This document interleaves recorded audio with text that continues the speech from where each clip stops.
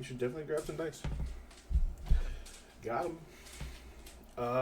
And we are live, everyone. I see something I need to fix already. Bip.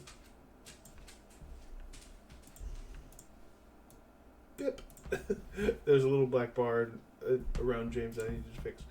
Welcome, everyone, to episode 3 of the Secrets of Strixhaven's Bygones of Broken Days D&D fundraiser stream for Trans Lifeline. Yay! Say hi, Strixhaven sexies. Hi, Strixhaven sexies. Yay! Once again, this is the third installment of our fundraiser for Trans Lifeline as a part of our co-op project with the Trevor Project and Commander Sealed. We still have amazing prizes that are getting donated all the time. We just added some deck boxes. We have Quiver Time bundle of Apollo sleeves, deck boxes, playmat holder, and a full eggshell quiver that looks really, really cool. We have a whole ass guitar from Orion and Zana. Any donation over $10 gets you a enter into the raffle, and if you donate $20 or more, you get my specific Commander Shield code to save $20 on your ticket to any main event ticket to Commander Shield. So you get that $20 back if you plan to go to Commander Shield, which is super cool. Last we left off, our party was had gone to the library, the Biblioplex, to research some information regarding the two spirits, ancient spirits of, Xanthril the Necromancer and Glinda the Blood Seeker, something like that. I've got it in my notes, but I don't know which page of my notes. Right. So... Well, I got it on my Obsidian. Oh, I do. Glinda and Xandriel, yeah. Yes. Xandriel the Executioner and Gwanda the Bloodspeaker. Got it. Xandriel the Executioner and Golwanda the last warlords of the Blood Age. Exactly.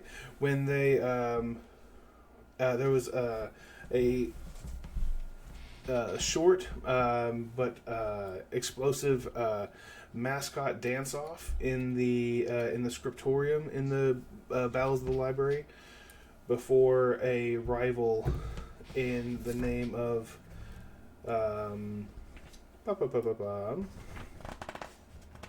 a just an all-around terrible student, Quintilius Antiphian Melantor III, told our player character Olo that who is the Strixhaven mascot, who's the Witherbloom mascot, that they are planning to duel his new friend Rampart, the brand new mascot in training at the Fury Gale Repository at or around midnight. After that, the party had discovered that Clark has gone into an extended slumber, and is unlike the other individuals who have been cursed, is not rousing from it. So Clark is in the infirmary for the time being. It's worth stating how that happened because it's funny. Tell me. Because Do it. Clark, I think, the best of my recollection, went on instinct, as Clark does, and decided to physically assault Yes. a 3-layer deep magical barrier protecting the orb, which was the orb. Yes, the orb. Problem of the first beginning of the story. Decided to punch a magical artifact through three layers of infinitesimally exponentially increasing magical protection. Slightly succeeded, and then has now fallen permanently for the time being unconscious. Very good item to put out there. And then you guys are still mortal, at least some of you, and the people that need to eat. So after the Biblioplex, the party went to the Bow's End Tavern, where the meeting for the Founders Gala Committee was being placed, and the the it's like a community effort to put your names forward to be part of the Founders Gala committee. If everyone this one has a massive turnout at this moment because it determines that it's rumored that one of the founder dragons, Velamachus Lorehold, will be attending the gala this year for the first time in recent memory. And that is where Olo learned that Rampart was going to be dueled at midnight. I would say it's around 9-ish, 10-ish p.m. And everyone is kind of located in this in Bozen Tavern, getting your meals, getting your things. But as we start, the two of you that are in the tavern, Buckets and Telly, remind me, Telly, telephone. Like the Final Fantasy 2/4 character. Not like that, Telly. The two of you see Olo after he learns that Ramparts is going to be dueled later as a first year student. Olo takes that to heart and kind of leaves immediately to try to get set up or settled for that. What are the two of you doing? I'll say, like, in Bow's End, it's a pretty massive, like a 3-floor tavern. Large, wide bottom floor, and then above you on the second floor and the third floor are it's like a giant square building where the round above you is just two more floors of seating and nooks and all sorts of fireplaces, magical and otherwise. Kind of like open in the middle so you can like see up to Yeah. the upper level. Yeah, exactly. Of like an atrium. Okay. Exactly. The two of you are there. The major bits that you know that Yavanish, Stoutclaw, and Alwyn. You see him behind the bar on the bottom floor, kind of flitting between. He has his own like elevator, so he doesn't have to go out into the atrium and up. He has his own like bottom to top floor where he can just fly up to manage everything. Yavanish is the assistant manager of the Bow's End Tavern. What's that? He's like a student employee. Student employee. Yeah. I'm gonna turn your volume up a little bit. He's kind of like a tough guy. Alan, he kind of runs a no nonsense bar, but there are tons of people around you, tons of people that you see. What would Buckets and Telly be doing at this point? We definitely ordered our food last time. Yeah. And we were watching the other really nice element you had added world building wise was that they were trying to sign up to be on the gala committee, but the sign up sheet was like on an enchanted breadboard that kept running around and trying to get away from the people trying to sign up. So Yeah. I think I'd be watching that and be kind of entertained / mystified. Like, why do people want to do all this stuff that involves being around all the other people? Weird, but also funny. None of these people are cyberlings. Like, what is this? Like, excuse me? Buckets, what are you up to? Yeah, this is Buckets' first, like, I don't know, night off, I guess you could call it. Typically, especially during the school year, after school, Buckets would be cleaning the lab, would not be out at Bow's End. So I like to think that Buckets is actually like playing into the moment a bit, like ordering around for the people directly around it, and just trying to talk to people, anyone that comes near Buckets, like, it's been a heck of a day. Glad to finally be off and drinking my cares away, am I right? And then he like would clink his glass it would clink its glass against, someone next to it. Nice. You see the person next to you is a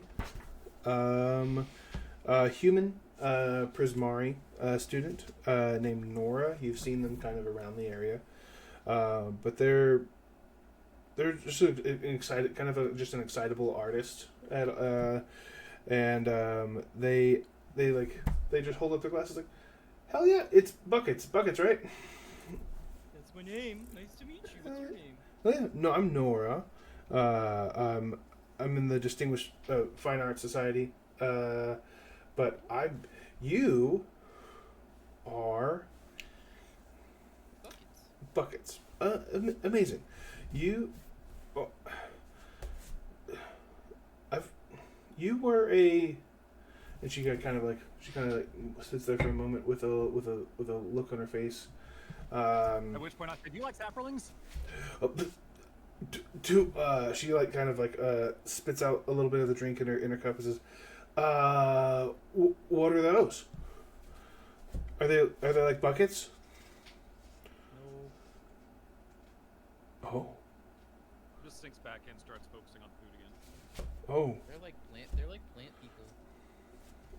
Oh. Yeah. Plant fungus people, kind of. Okay. I haven't heard of those, but I'd like to. Oh, really? Oh. Yeah. I've got a lab, or a part of the lab, over in Witherbloom. I'll write it down for you. So, just basically gives them a card. Beautiful. There's you see that they've brought their own spinning wheel of pottery, and they hit the wheel a little too soon, and they're splattering the whole table with wet clay and plaster all around. But she's kind of carved out this little circle of herself, so no one wants to get too close to the spinning wheel to get splattered. But she's building, forming, throwing, and firing mugs within 7 minutes each, and just holds throws the cup, throws the mug, puts it to the side on a little bowl, puts it in this little travel sized one mug at a time urn, like a kiln, and then infuses it with fire magic to let it bake, and then takes it out, and someone comes up and just takes it from them and buys it. Just throwing them, making them, and she puts it all down to get your card and learn a little bit about saplings. And after a little bit of a description, she starts incorporating little sapling, moving fungus-esque designs in the next mug she's throwing. And she lights it and hands it to you. Oh, Telly is just delighted by this, and you can see it on their face. While this is happening, Buckets, make a perception check for me. Okay. That's not a good number on the dice. Oh. Perception 9 total. 9 total. Okay. There's a lot of noise, but you think that somewhere in the round, either upstairs or downstairs, or either upstairs or further upstairs, you hear the sound of broken cups, but it's drowned out quickly around you. Yeah, someone's having a party up there. Let's see. Another 16. There's a while you guys have brought your food, I forget what you ordered. Do you want to take a look at the tavern menu and tell me what you ordered again? Yeah,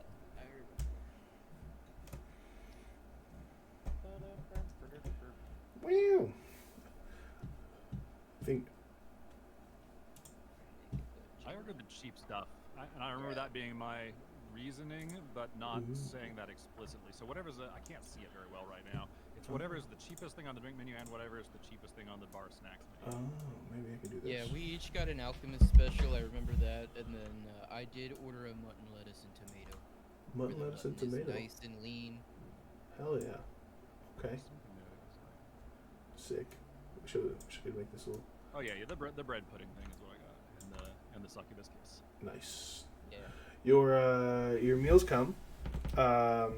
It's Oh, really? oh yeah, you got it. Your meals come. There's no surprise that it's delicious food. Yavanish sends over little extra helpings and does a quick like whistle to get your attention, buckets, and then looks like points down at the plate and holds a thumbs up and says, "I got you, I got you." Nice. But between as you guys are munching, we will go up 2 floors directly opposite the two of you on the bottom. As you all see this sign being chased between floors, and up 2 floors on the third, looking down directly at the two of them, we see Jet's character. What do we see? You had a push to talk, I believe. You know what? Yeah, I do. You're right. You see a overly tall, like an abnormally tall owlin, with black and white speckled feathers, and she's just kind of like looking around, a little like inquisitive, like looks like she's not been to something like this before, somewhere like this before. Like overwhelmed. A little bit, yeah. A little overwhelmed, but a little bit like she's looking for someone, but doesn't, like, looking lost, but looking for someone. You have on your person. What do you like? You have food. You've been here for a little bit. What's in front of you in your bowl? Like, what are you eating? Oh, the mutton, lettuce, and tomato Yeah. is definitely. She couldn't decide between the mutton, lettuce, and tomato and the spicy hellhound log. Mm-hmm. So she's just kind of like nibbling on both. Do you have your lantern out right now? I do not. It's in my bag. Okay. In my bag where I can still hear like muffled Mhm. noise. You know that so you're here. There's a person sitting across from you. She's a human with like super long white hair. She's wearing the similar garb to you, white and black, like banded silver quill outfit. Across the table from you, no food, just a drink, is Mina. Mina Lee. She works at the Strixhaven Star with you, and she says, "I don't know if I could." And she's like been confiding in you about this assignment. She's like, "I don't know if I could actually do this assignment, and I think that you are the one to do it. I gotta pass it on to you." And she's like, "They're down there. You can see them." And she kind of thumbs over a paper towards you, and it is a expose on like the it's like a weekly periodical on other outworldly students. And she says, "I'm so swamped with work at the Fire Jolt. I was supposed to be on shift 10 minutes ago, but I needed my name on that thing, and I knew you'd be here, so I really needed you to pick this up for me, please."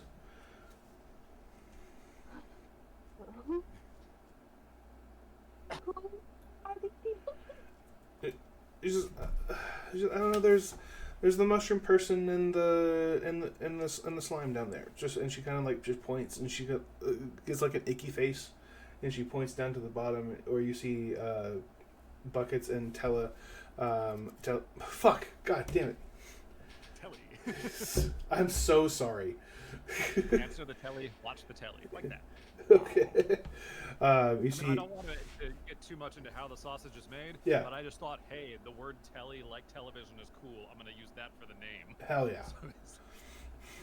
In that moment, Bucket sneezes, and then under his breath, if he had to breathe, he goes, "I think someone's talking about me." What is it? Wait, what does an ooze's sneeze look like? It's very similar to a human sneeze if they haven't taken allergy pills for like decades. Oh. It's like Our poor. very gross. It's very gross to most other people, but the thing is that I'm really just blowing out parts of my body that it then get like reassumed. Yeah, I was thinking like there are portions of you on the person in front of you, and then they Yeah. just kind of reconstitute. It's Yeah, like that that's exactly worm it, yeah. that had that tongue that just like looks like a fractal and then comes back in. That like. Yeah. You know what? Ugh, incredible. So you look down, you see, and there's like there's like little blurbs on both of them. There's Tella and like Sapling's Dominaria, little blurb about them, and then Buckets lives in Bucket ? Amulet ? Why wasn't this thing destroyed in the repository? ?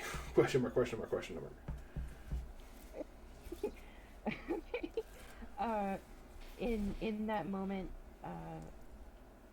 Amanita's eyes get like super big, and she like takes her wing and like covers her head a little bit, and reaches and grabs her little mascot toy to like hold on to, give her a little bit of. Yeah, so you have this like you reach in and you pull out this like felted and floppy like a black and gold inkling that just kind of like flops out, and you hold it. Do you want to put it somewhere?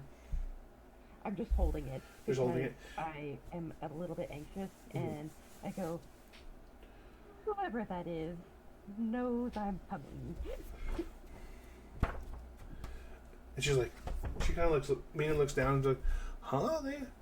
I mean, you have a way of getting stories that we just can't do, and I can't walk through walls like you can. You know what I'm saying? So, you please. I owe you so much. Like I said, you have my discount at Fire Jolt. You have my help. I owe you, big time.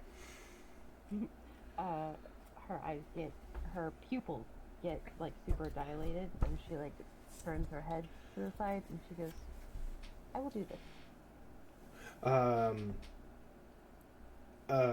About the time the two of you on the bottom floor, it's hard not to see hear a smashing of cups from the third floor, just across the atrium from you, Amanita, and then you see people on the bottom. What you see are like a broken chair and multiple cups of and chips of cups of smashed cups come falling down to the bottom, showering on people. And from the what Amanita sees across, you see a bunch of people like stand up and they're shouting, and they're like some are cheering and some are gnashing and wailing in grief as something bad has happened over there. Eyes big once again, and I just look in the direction of the commotion and try to figure out. Mina rolls her eyes and looks at you and says, "Scuffle cup nerds," and she places a kiss on her hand and like puts it on your talon as she like leaves and says, "You remember, I got you. I'm late. I gotta go." And she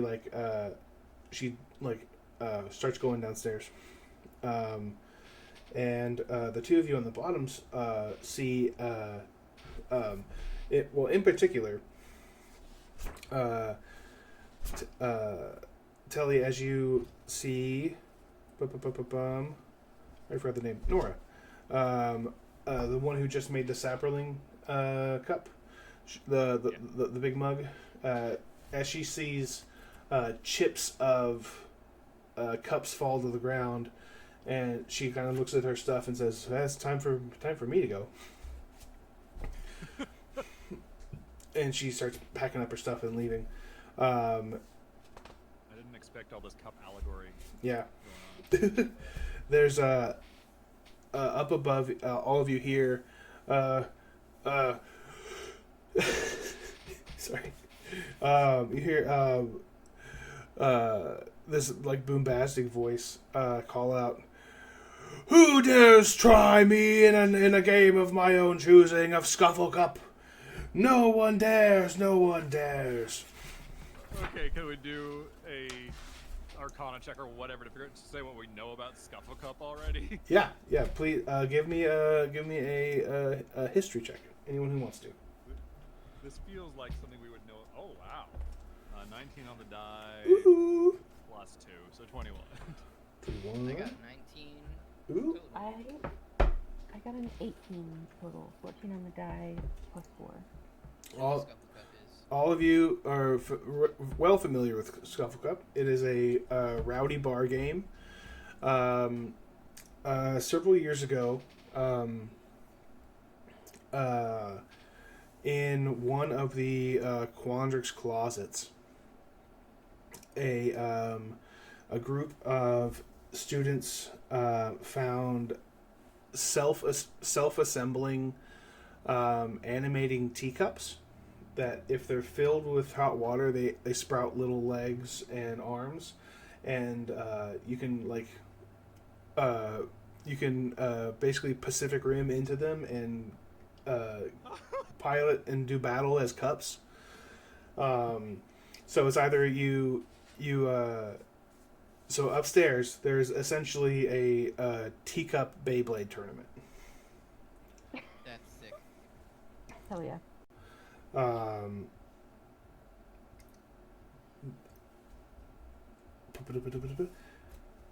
For you guys all rolled so high.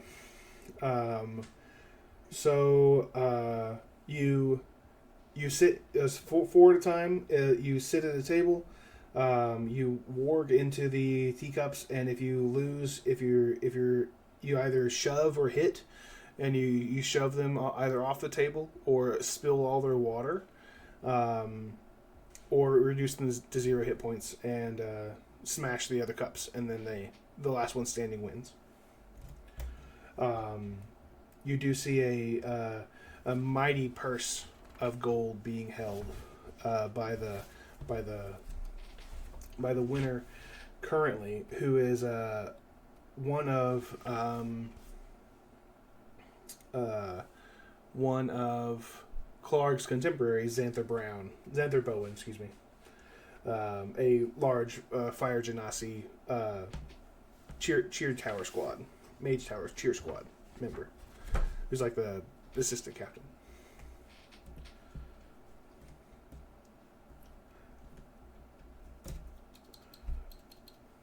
What are y'all doing? Do you guys want to try Scuffle Cup?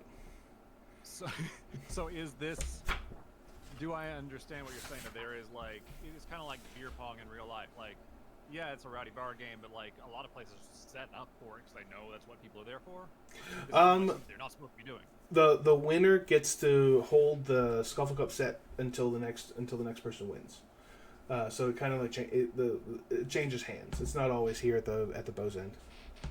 Okay, but it's not like forbidden behavior or anything. No. It's good. It's again in this world, if things aren't magical and glowy, they should be.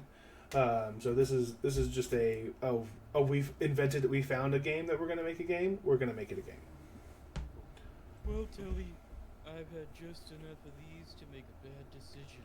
I'm gonna go take that. I put down the one drink I've had. I put down an empty cup of the one drink I've had so far.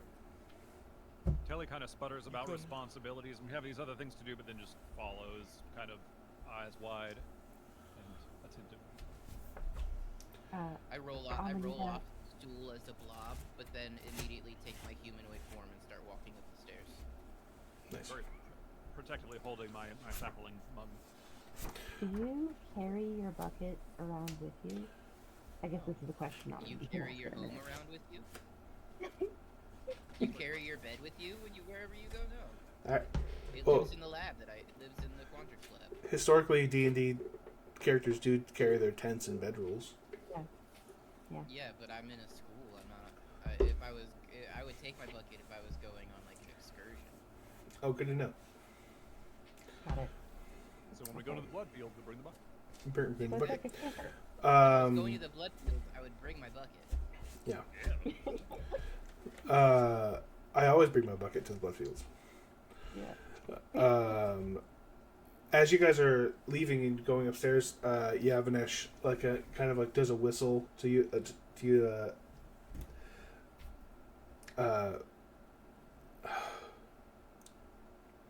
Telly.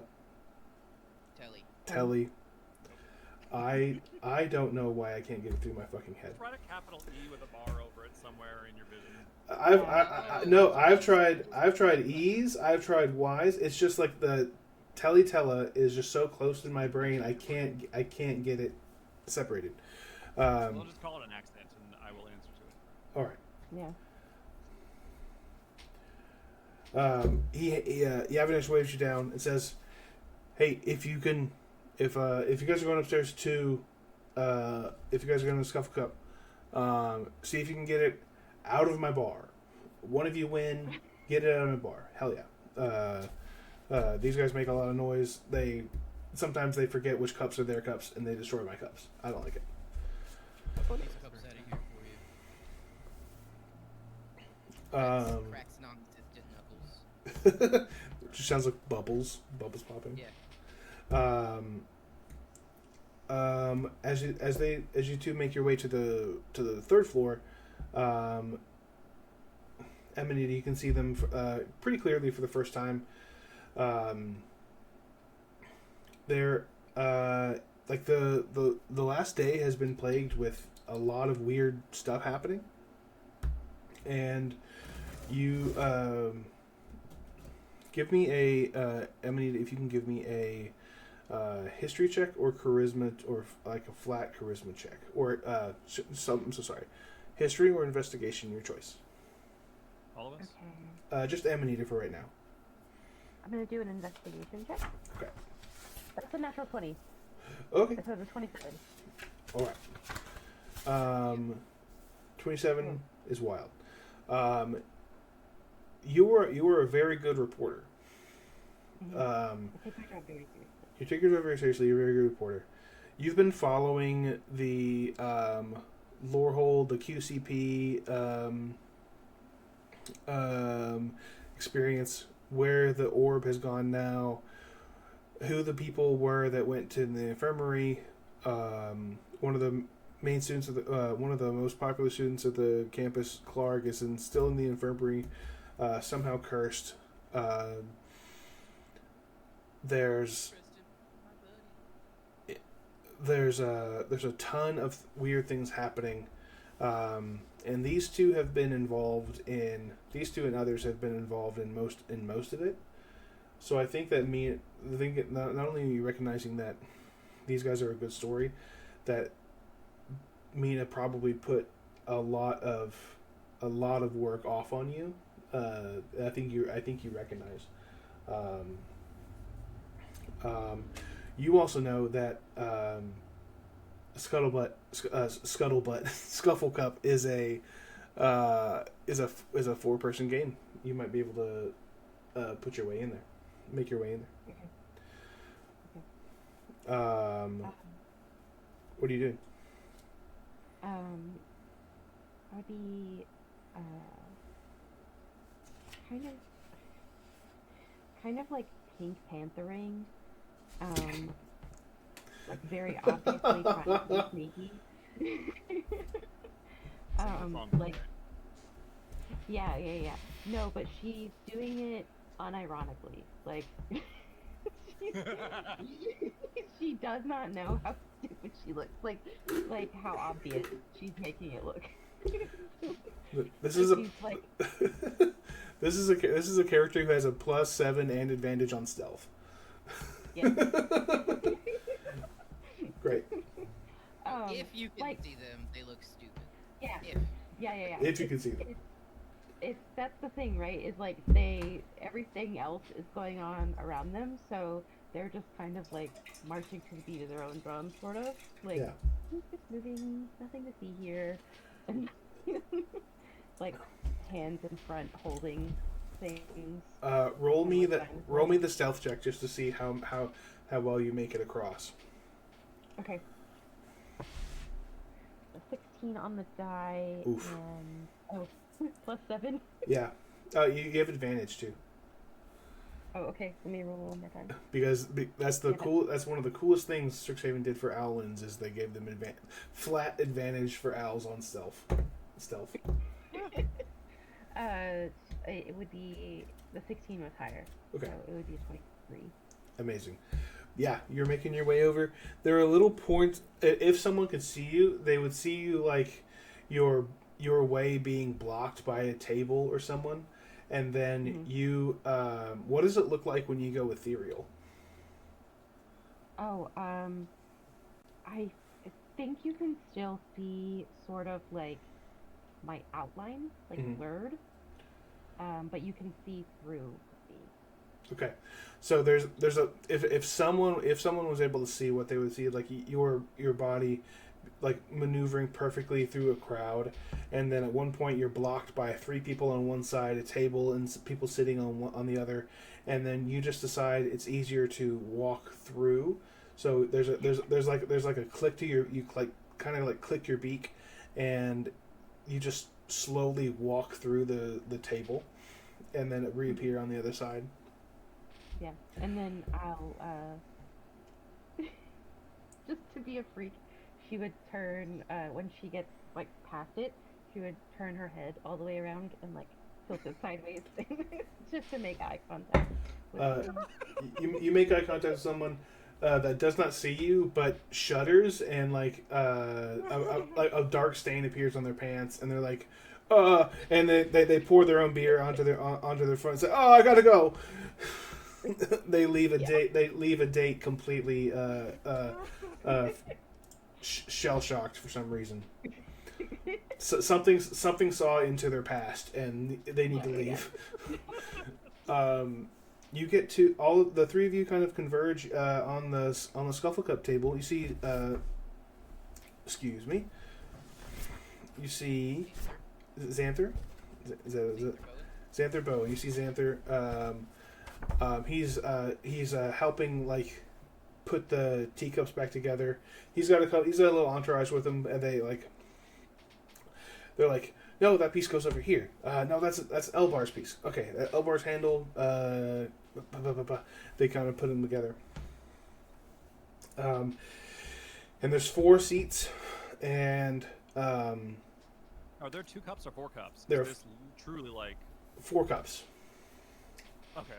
You had brought in the Pacific Rim, and I thought, okay, they're pairs. Yeah. There are yeah. The actually that would have been cool. But there are 4 cups. The stakes are higher if you do a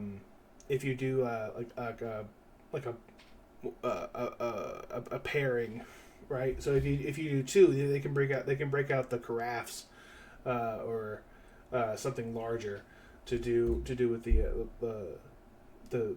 a double battle. But normal game, there's 4.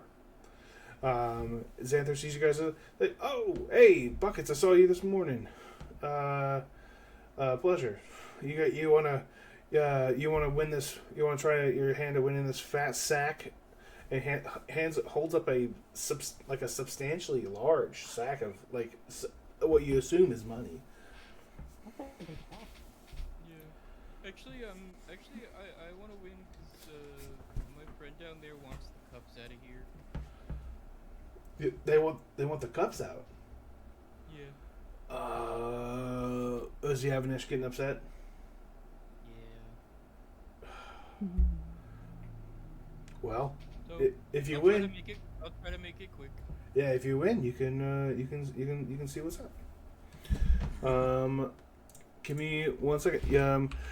The two of you see Xanther. You see his little entourage of a couple people behind him, and then you see this Owlin walk up.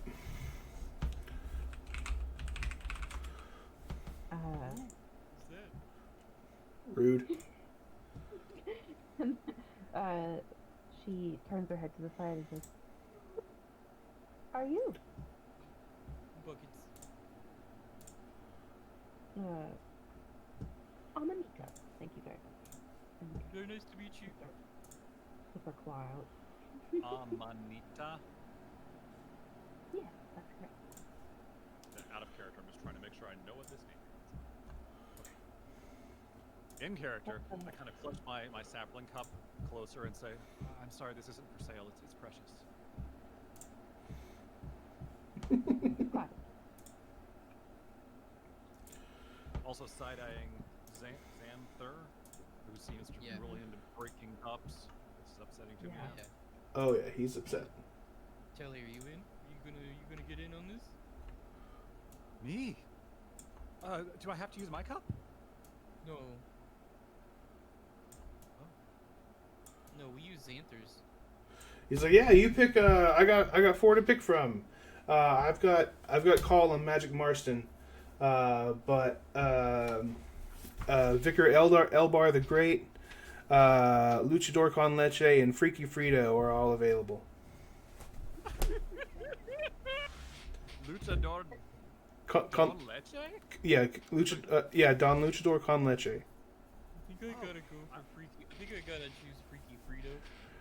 Freaky Frito. So Telly looks around kind of panicked, and then turns to Amanita, takes a big breath, and says, "Can I trust you with this?" And hands you the sapling. Amanita takes it, and her pupils get really wide, and she goes, "I will protect it with my life." Okay. Little sigh of relief, and then Telly moves toward the dawn. Hey, you know, Telly, realistically, you don't know how much they value their life, so you don't know how like, protected that cup is actually being spread out. I've heard that I have to trust people sometime. Both of you, give me Telly. Give me an insight check. 13 on the die. So 15. 15. With a 15 for Amanita, how what vibe are they getting from you? Bit of a like paranoid, anxious bird, but otherwise really trustworthy. Good vibes. Like if Telly's anything, anxious around people, so Telly- this is just familiar. It's like, oh, my Yeah. people. I was gonna say if anything, Telly, you specifically feel more safe in observing that I am one of us. Very good, very good. I have put. But Go ahead. with that being said, now that Amanita has two jobs, she is reaching for her two-job max with holding, because one of her jobs is observing Buckets and Telly and what they're doing. Okay.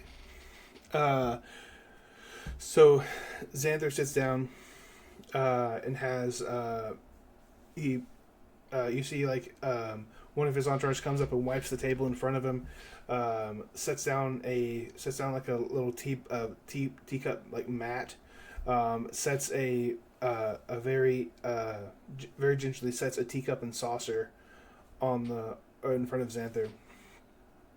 Says, "You want Don? You want Freaky Frito?" And just he kind of looks up at you, Amanita. He says, Amanita, that's all right. You joining in? You want some of these winnings? No. No. Okay. She just like clutches her notebook and also the cup right next to her chest. All right.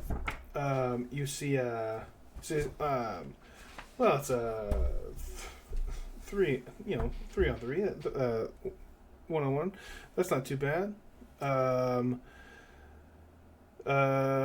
You see this little rat-faced gnome kind of says, "Hey, Xanthan, I'll do Vicar Eldar." He's like, "No, you won't.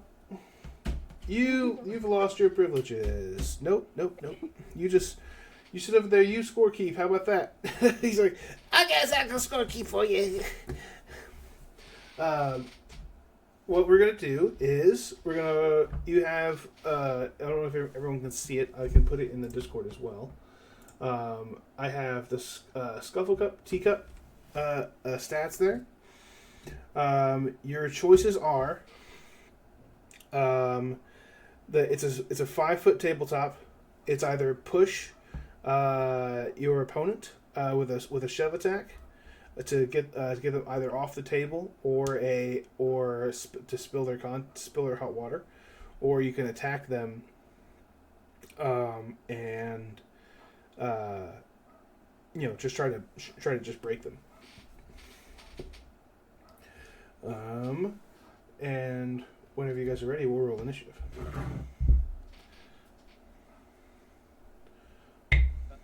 Real quick, what Yeah. what do we know? We know Scuffle Cup. Is this like, what are the rules on cheating? What are the rules on using magic? So like, There. saying, I don't know if you've ever played before. You'll know that you won't be able to use magic. got it. That's all I needed to know. Then. So you're restricted to the abilities of this Yeah. creature. Yep. Do we add our initiative modifiers to the roll, or does Scuffle Cup have its own initiative? You have your own initiative. So yeah, you add your character you add your PC's initiative. Okay, 20 for me. Okay, holy shit. Yeah, well, 15 plus 5. Can I also roll initiative? Do you want to play or do you just want to be rolling initiative? I just want to roll initiative. Okay, yeah, absolutely you can roll initiative. Okay. I got a 16. 16. This determines the point in the round at which Amanita can deliver quips on the performance of the... No, that's right. Yeah. It was Minus 12. 12. All right. And not participating, just vibing at a 12. Amazing. So with a natural freaking 1, Xanther's going last. So Don Luchador con Leche. So it's like you guys are talking, and then as you guys sit down, the hot water is like the three people are poised with hot water. Like the rat face guy and a couple of the other entourage are poised with hot water next to you, and you guys have to put your hands on the table like a seance. And Xanther gives a nod. Hot water is added at the same time, and you guys are kind of talking for a moment between the two of you. And then Xanther says, try not to chip it. And then when you, there's no break between your vision and the vision of goes down to a teacup level. As you feel your porcelain sectioning off into little arms and legs, you see Xanther's magic Marston picks up the saucer as a shield, and is just kind of walking there. The two of you are feel like your vision go to the back of your skull and into this teacup. Now, with their names only. I want both of you to describe one aspect of your cup that isn't included. So Freaky Frito, we'll start with you. What does Freaky Yeah. Frito look like? Freaky Frito. Freaky Frito looks like it was created by someone on hallucinogenic drugs. The Hell yeah. teacup's handle is the exact shape of a human ear. And there is, in like the glazing pattern, there is what could be considered a face if you squinted, but for the most part, like from a distance, it just looks like a weird wavy pattern in the clay. And it has a little ceramic teaspoon that Buckets will pull out like a little sword, like a little short sword. I imagine it's like coming out of the ear like a piercing. Yeah. Hell yeah. You have a teaspoon sword. Don Luchador con Leche, which is a name that I loved. It's amazing. All right. Primary green, unlike the Mizunor pastel teacups. It kind of, rather than the normal, tapers down to the base, it's more of just a stocky mug shape, but it's got some clearly, finely, detailed, like, edges, so it's more like a hexagon shape. So it's not just a mug. Yeah. And besides that, it's got some like inset rhinestones. They don't stick out because you scrape yourself on them, but they're like flush lines right like surrounding each of the things. So it's kind of like an ornamental pillar. Nice. Of a cup, bright green. And it has then two like black stylized eyes on two of the hex sides. Very cool. But it does not have a weapon per se. Just comically oversized fists. Oh, I love it.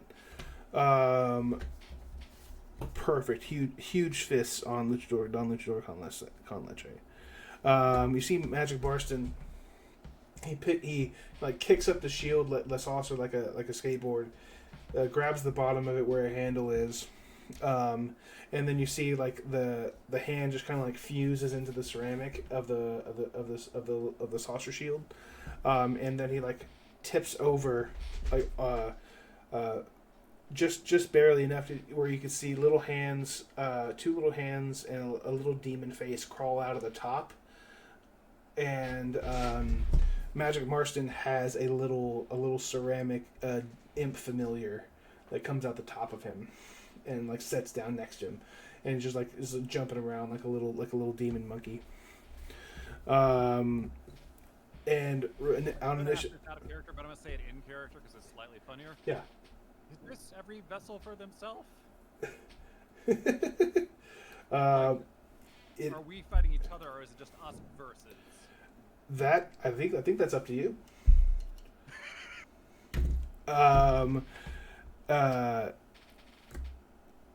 The cups. I don't think the cups can't speak. Okay. So, Don Luchador, it's your turn. With the big shields, I'm gonna have you do 1d4 plus 2 bludgeoning damage. I'll raise your die by 1. Yeah. I see. Okay, so originally it was 1d3 plus 2. Yeah. Wait. So Now you it's 1d4 plus 2. Yep.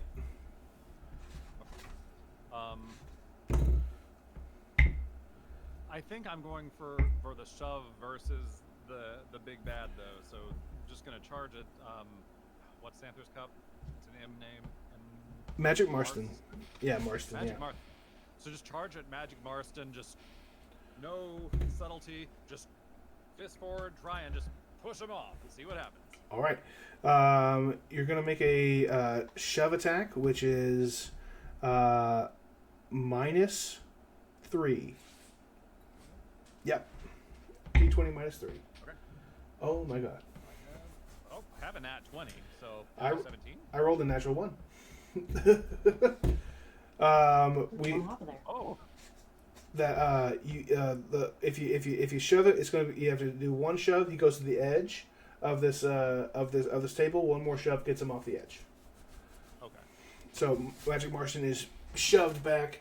There's that like 3/4 down camera angle of the like the feet coming off the back of the cliff. You see the little imp jumping around behind you, terribly upset. You see some of the water has come out. Freaky Frito, you're up. For you, for your teaspoon, I'm gonna give you a I'm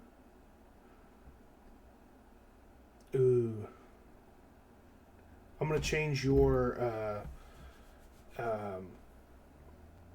reach to 10 feet. So you can slam with this teaspoon if you want. You're on mute. Or not. I am totally muted. I am going to essentially Aragorn this shit. I'm gonna lock eyes with Telly, with Telly's cup. I'm just gonna raise the teaspoon, and I'm just gonna sprint, and I'm gonna try to slam with the teaspoon and just knock him right off. All right. Attack with that teaspoon. 1d3 plus 2, which is roll a d6 and have it. Plus 4. That is a 9. Ooh. That sucks. Okay, 9 does not hit. Your teacup goes wide. Your ceramic teaspoon goes wide as he like is off the edge and then uses his momentum to kind of come back in towards the middle. With his so like just a little quick back to hold on. So all right, Magic Marston. He's up. His little ceramic imp is gonna attack. He's gonna attack Don Luchador con Leche with a fist, and he's gonna get advantage from his ceramic imp. He'll freaking need it. That was another natural 1. That was a 12 on the die. 12 on the die for a 16 hits. Our pillar friend. Let's see. Don Luchador con Leche gets a D. That's a D3 plus 2. So 3 half to 1 plus 2 is 3. You take 3 points of damage, Don Luchador. You have 5 hit points. Oh wow. Yeah, you have 5 total. Yeah, you're down to 2. In your in initiative, we'll go to Amanita's point of view, and you just see these freaking like the all 3 of them are literally like slack jawed drooling at the table.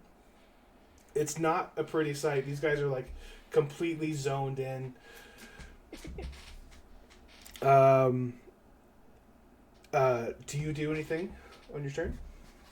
I'm making notes under buckets. I'm putting slime drool question mark.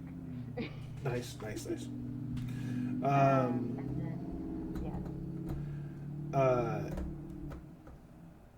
then You get like a little shuffling. You hear like the twinkling of chimes near your backpack, where you can tell your spirit is excited by whatever this is and wants to see it. Yeah. So with that, I would take out my lantern and just set it next to me. Nice. So you all can see this like the glow here becomes like kind of like golden hour from this small like a handheld lantern that has a very active and flighty spirit contained inside. Yeah. Active player Don Luchador, Telly, you're up front. All right. I guess these cups can't really see each other. Is there anything reflective that would let me see the damage done to my my beautiful porcelain body. Um, Have a "you mean made me bleed my own blood" moment. yeah, I think there's not only is there like a chip in your front, like right below your perception, but you can see like hot water spilling out of you, like it's like so many guts.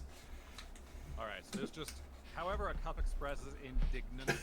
That's what you see here, and then just starts trying to pummel, giving up on pushing over on the edge, and it's just gonna wail on. Okay. Marston to the best of their ability. Roll that attack Yeah. roll. Yes.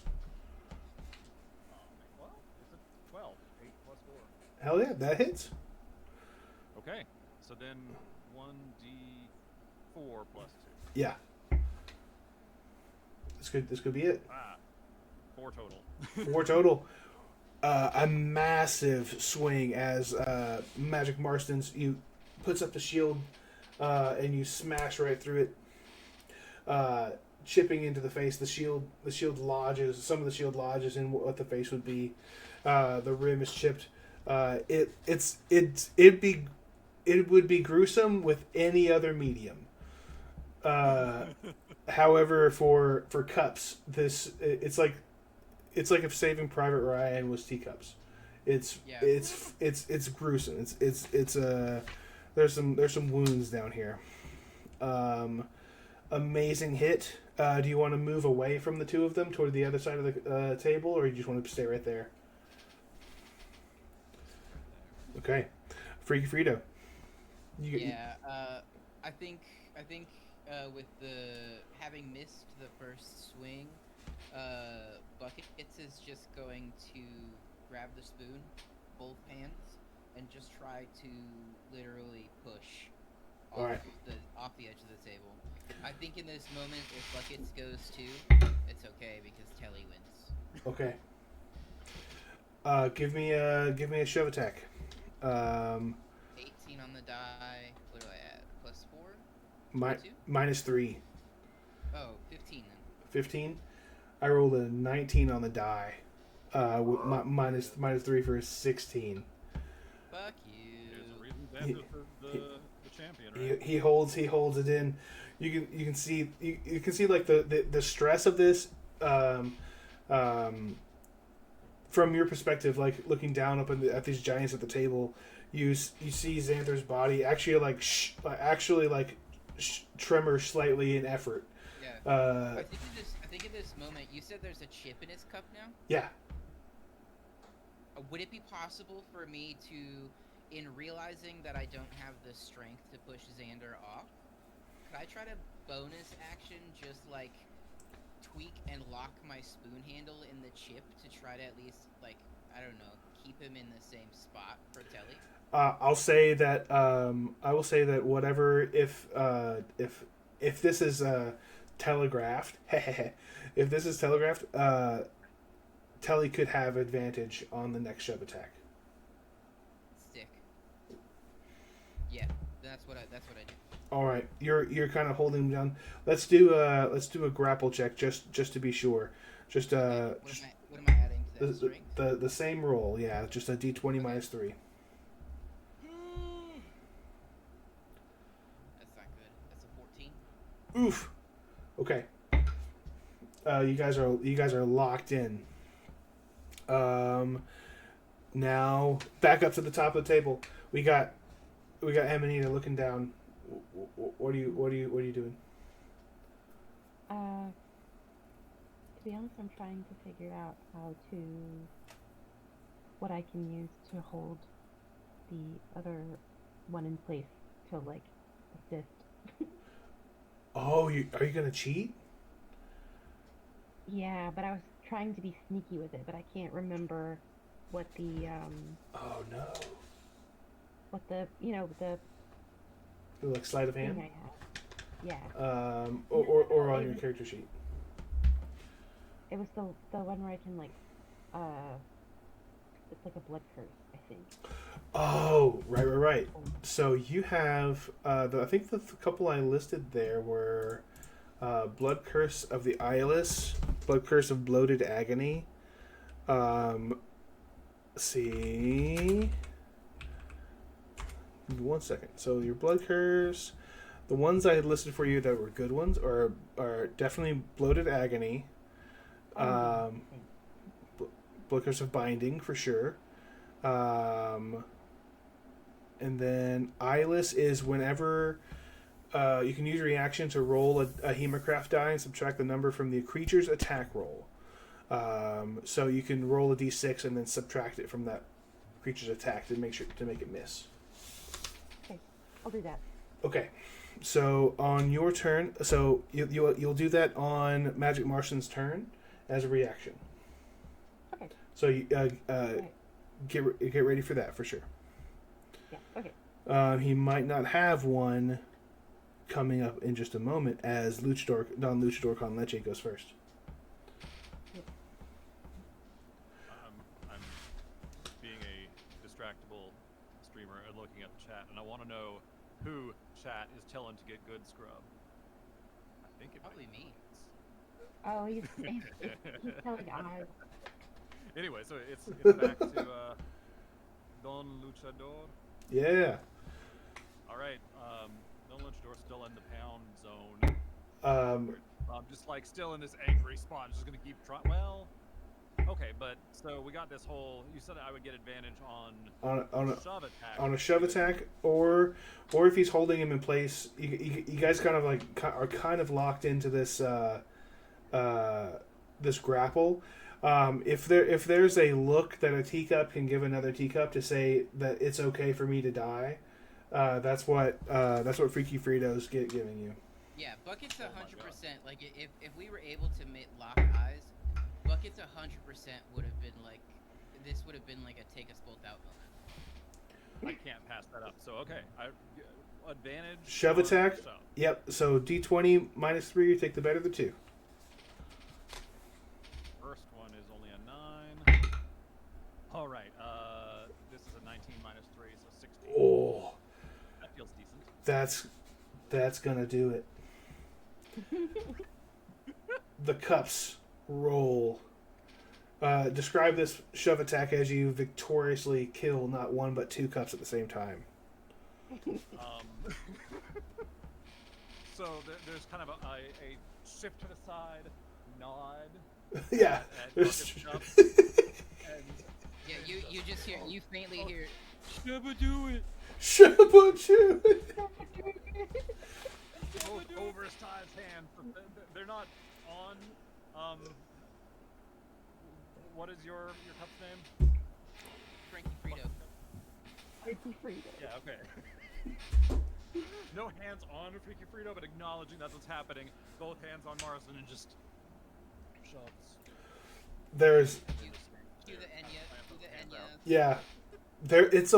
The thing is you guys don't lose consciousness with a connection with the teacup until you break. Oh no! there's Hell. there's a fall of that as you fall the contents of your bodies are being thrown out to the winds. What greets you on this deathly descent is nothing but cold air as you feel your body literally cooling as air passes you, and there's a moment as you hit where your whole body shatters at one time in I think in a way that is so anathema to Buckets' like gooey body. His whole body is usually just a goo like that is able to reform, that this rigid porcelain face is broken in so many pieces and left for dead, and there's no portion of this life that you'll remember, and there's no portion of this life that was good. and then you're back in your body. It is a known fact to the group that like Buckets' like worst nightmare is having skin all of a sudden. So yeah, this is the idea that I'm in a fragile body is horrifying in this last moment. And the only solace Buckets takes is that once this is over, I'll never remember it again. Right. Split.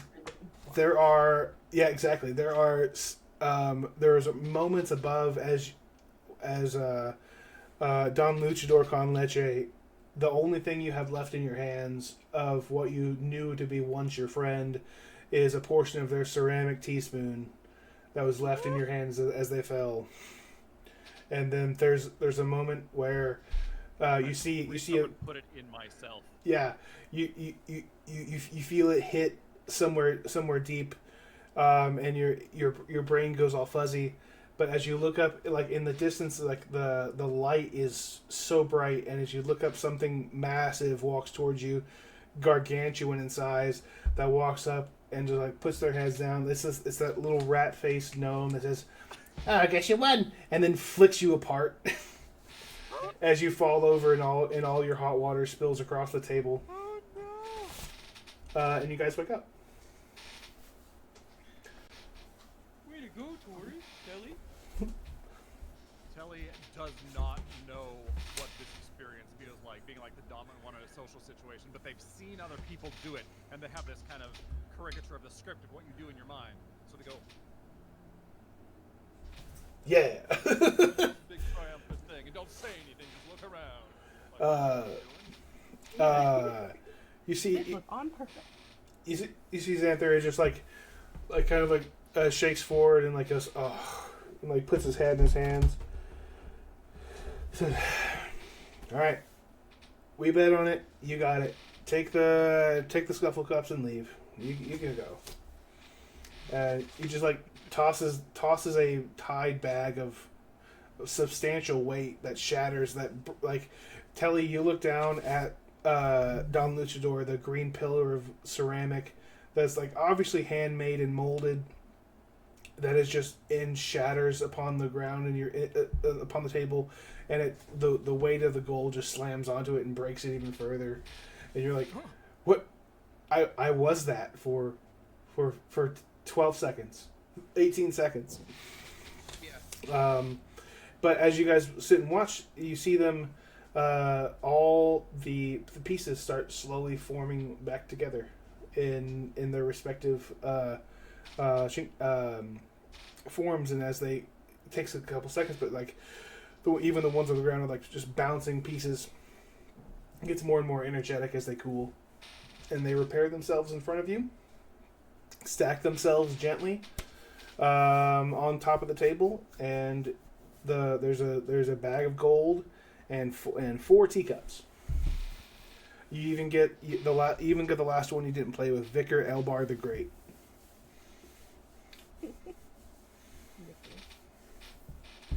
Does the gold like fit on the set? Is it all one? Yeah. You it has one of those things of like a large plate, and then all the cups stack on top of each other, and then there's like one of those like Ren Fair straps that holds it all together. You can kind of take it as a set. Okay. So Telly, like, still trying to play out this script, like, grabs it in the first way they can, but it's like not a good grip, but Telly is unwilling in this context to admit fault in any way, so it's just holding in this awkward way, like, I meant to do this, but everyone can tell they didn't mean to do this. Like, carrying it out this way or something. Beautiful. Xanther, before you leave, Xanther like steps kind of like to your side, Telly, and holds out his hand for a handshake. He says, "Good show." Awkward rear. Okay. So then can I turn to Amanita and say, "Can you hold this one too?" And then a big, like, lots of bravado, big shake. And everything. Big shake. He goes into it. Says, "Hell yeah, that's great. I saw what you did. I loved what you did. I would have done the same thing. 2 at one time, even if he's your friend, kill him. You know what I'm saying? No rules in Scuffle Cup except the rules that are already well laid out within the rules. I gotta go get drunk. I'll see you later." There's just this enormous twinkle in Kelly's eye, just so happy. And then looks over to Bucket and like, sorry. No, you did it. That was awesome. Okay. And thank you to Amanita, and like tries to take the stuff back. Very leave that Commendable performance. other people aren't there to look at the awkward holding situation. She would say, commendable performance, and then like dumps everything in your arms. Beautiful. The is there anything you guys want to do for the rest of the night? There's over 1,300 gold in this pag. It's a massive amount of donated and winnings. The pot just keeps growing, and whoever gets it gets it.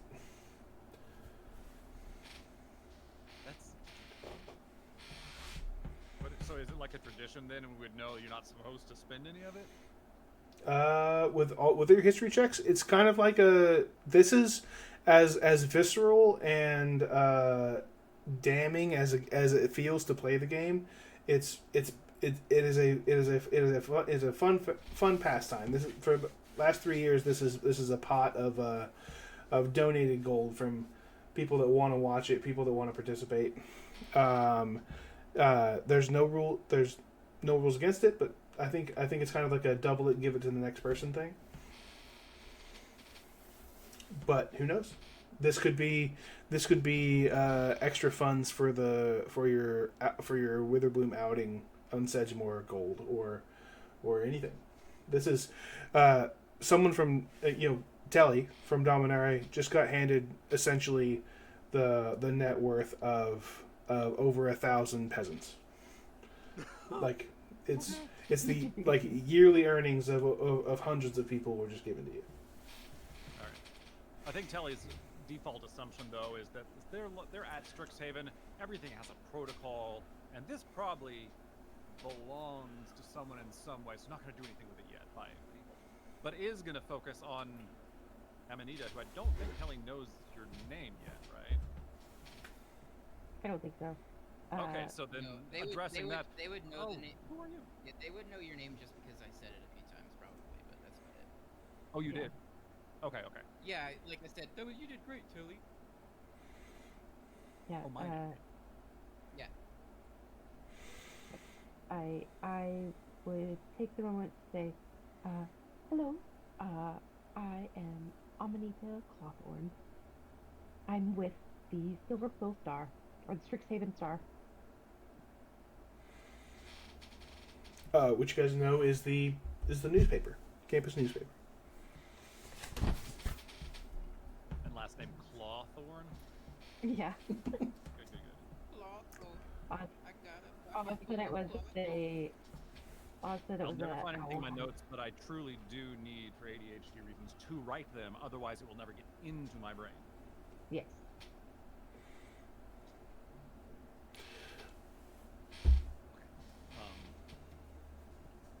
So then, past learning your name, back to thank you for your help. Do you like saplings? I love that. Really? And then, yeah, it gets like a wide. Her pupils get super wide. What planet are you from? Gets gay panic.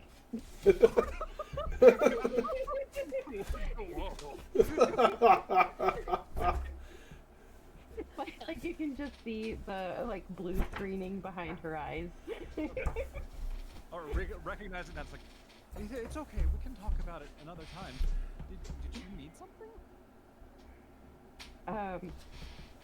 Side note, am I supposed to let them know that I'm You can do whatever you think a reporter would do. okay?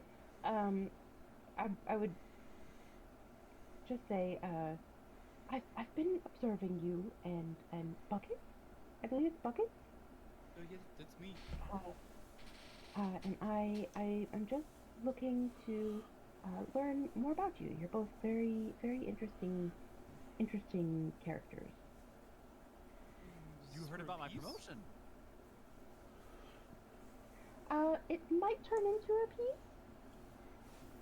I'm mostly just gathering information at the moment. So Telly has two ideas and wants to know if you either heard about their and Olo's, I call it promotion, but like they got an elevated status within Witherbloom, or if this is like about the mascot dance-off thing. It's both. I was my questions entail both things. Just wanting to know. I wasn't anticipating having a conversation with you yet, but here we are. Isn't that lovely? And then she's just like tapping her claws. Like, Um, Oh, are there normally like a list of questions or something? yes, What yes, do you there wanna are. Well, I just want to know what you guys are up to, just in general. Well, in general, I think, that's really, I think tomorrow I've got a busy schedule. I have advanced abstraction first thing in the morning. Really, really hyped about that. We have a friend who's in the ER right now. Oh no. Yeah. Yeah, his Well, name's tell me. Clark. He ran into a stage 3 QSP earlier today. Uh that was a big thing. Outside of that, Please tell me about your promotion. Oh, well, you see, we need to go to the blood fields. That's out of order. I know it's against the rules to go to the blood fields, but you see, Dina, does Dina have a, what I call her Professor Dina? What's the, like, honorific that we usually use? I have to be proper in this moment. yeah, professor is fine. Dean's fine. Professor Dina has recognized myself and Olo, one of my peers, and we are in the process of defining the parameters of the expedition which we will be running as graduate students, or whatever the equivalent of that is, that we've been given. I don't know what it's called, but and in that capacity, we are likely to be traveling to the blood fields in an official way to research something important. Blood fields, you say? Interesting. And about saplings, do you research saplings? Do you have a pet Yes, one? that is my thesis, Avila. You see, the college as it stands puts inordinate focus on pests. And I don't mean pests lowercase p, I mean specifically the pests that are all over this campus. And while they do certainly have their merits as specimens, saplings just offer so much. They offer so much. They have such diversity. They occur from plane to plane, and there must be a reason for that. They convergent evolution, and just kind of goes off on all the other terms and won't stop talking until you. And she's just fascinated, so she is just listening and like taking notes, and just yeah, here for Well, I it. think we're gonna have to have a spin-off Yeah. campaign where we just talk Yeah, about yeah, sampling. Yeah. That's the way. There are. If you guys stay around Bow's End, you guys have gotten your food. It's getting kind of late. The last you heard was that Olo was leaving to prepare Rampart for this duel happening at midnight. There are several things happen like in the span of like 15 minutes as you guys are talking. As you guys have gotten your food, do you plan to go back to your dorms? Do you want to go to the duel?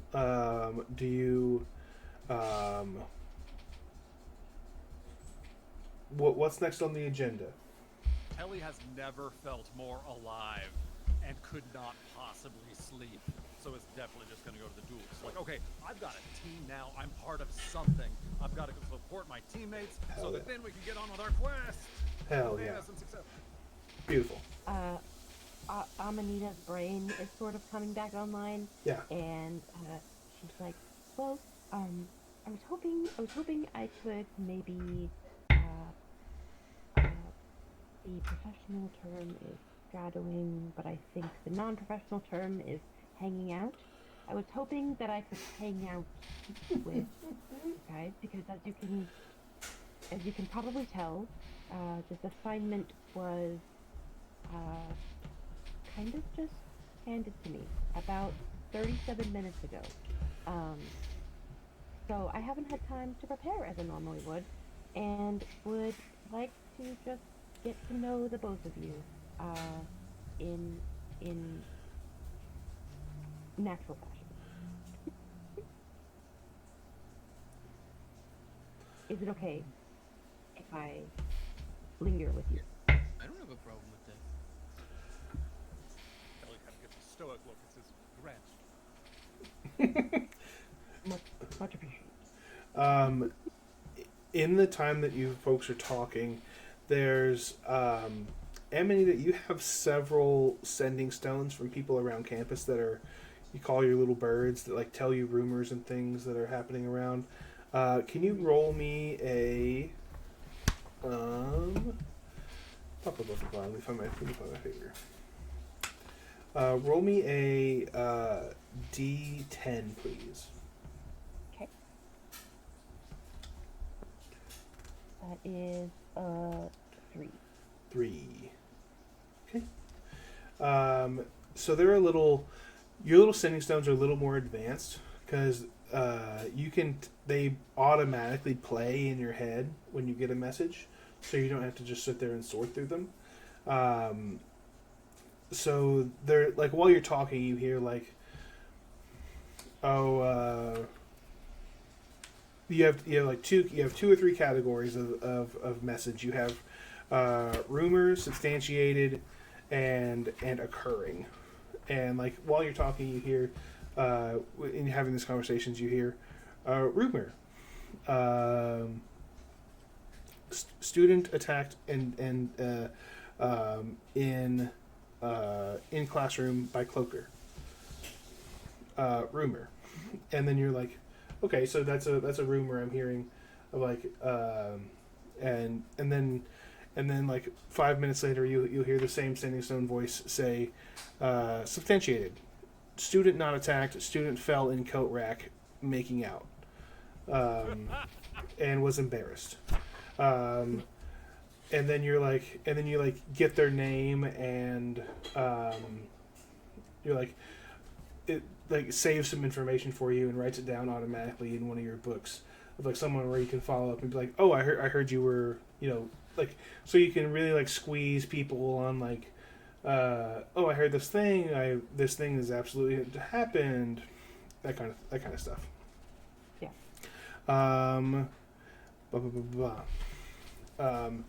Downstairs, there was a last brief check before midnight of anyone who wants to put their name on the committee board. Did you guys want to try to do that, or have you already done that and I've forgotten?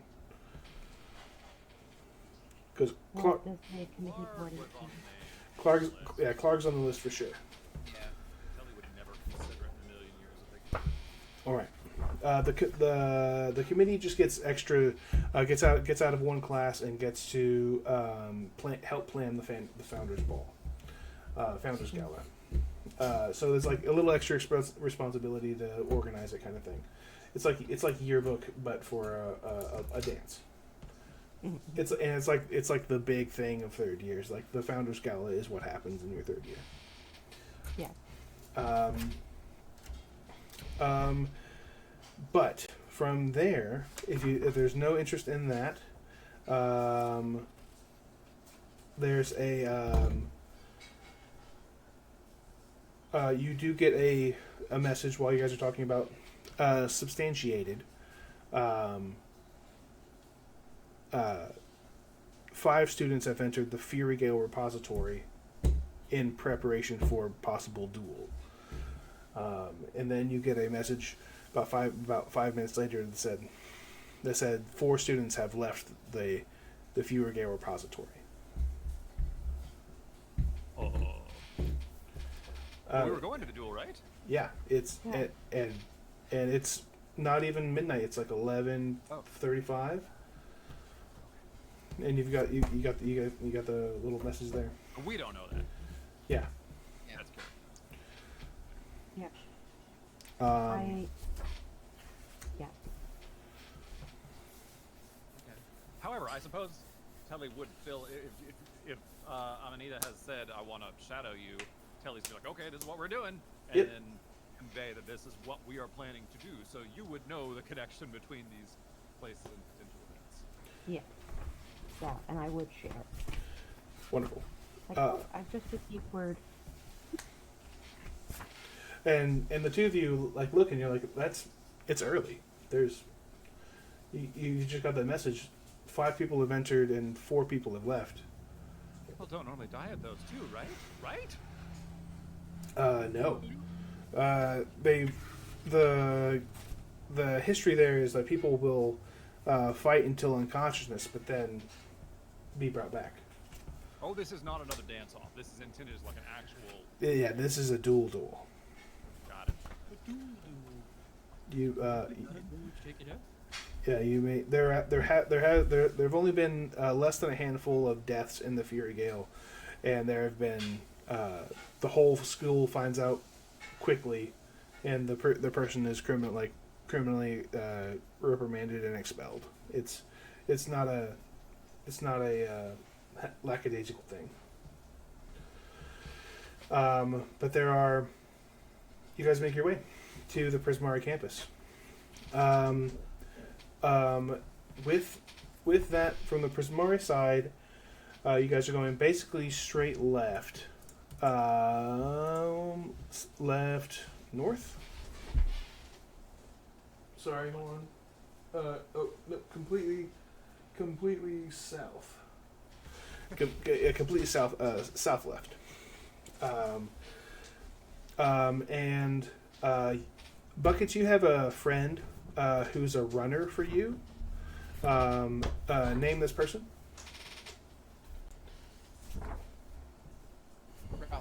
Ralph. Ralph. He runs up. He lives near the labs in the Quandrix area. So he's like, you know this guy.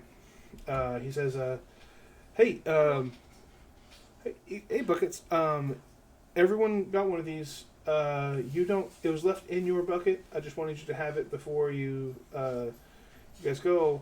And he kind of looks around like, because we all got one. But if you want to come to the Founders Ball, this is what you get.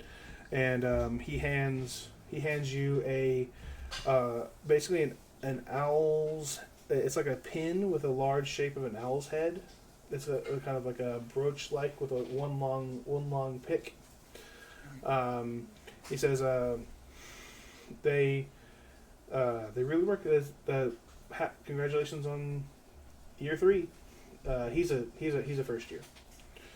But he hands you something called a mask pin, MASQUE. And Thank you, Ralph. I appreciate that. I thought it was so kind. he says, "Yeah, I was passing by." He looks at Telly and he says, "You guys would have one too, in your dorms. Everyone gets one. I just bring it because Buckets is a little. I'm a little faster." And he hops up, and he's like this 3 foot tall super hyper fae looking creature with super long ears, and he just moves out of your sight and gone, moves 160 feet in 6 seconds, like a double speed movement. He's fast as hell. He's a little Hell yeah. he's a little quickling fae. He says, "I'll get yours," and he goes straight to. He goes, "You guys keep walking towards Prismari campus," and he brings the two of you your mask pins as well. He says, welcome. I can squeeze in windows. And he holds up a thumb, he puts a thumbs up, and then leaves. Amanita would very excitedly go, I can turn invisible. and then just go like, He goes, I'm fast. That's creepy. And he leaves.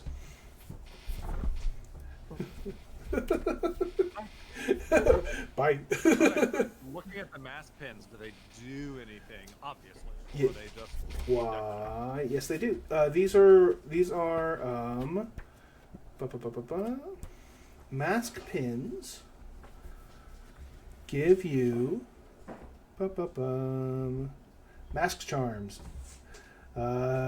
You can cast disguise self. Can't be cast until cast disguise self once per day. Its duration is an extra 6 hours instead of 1.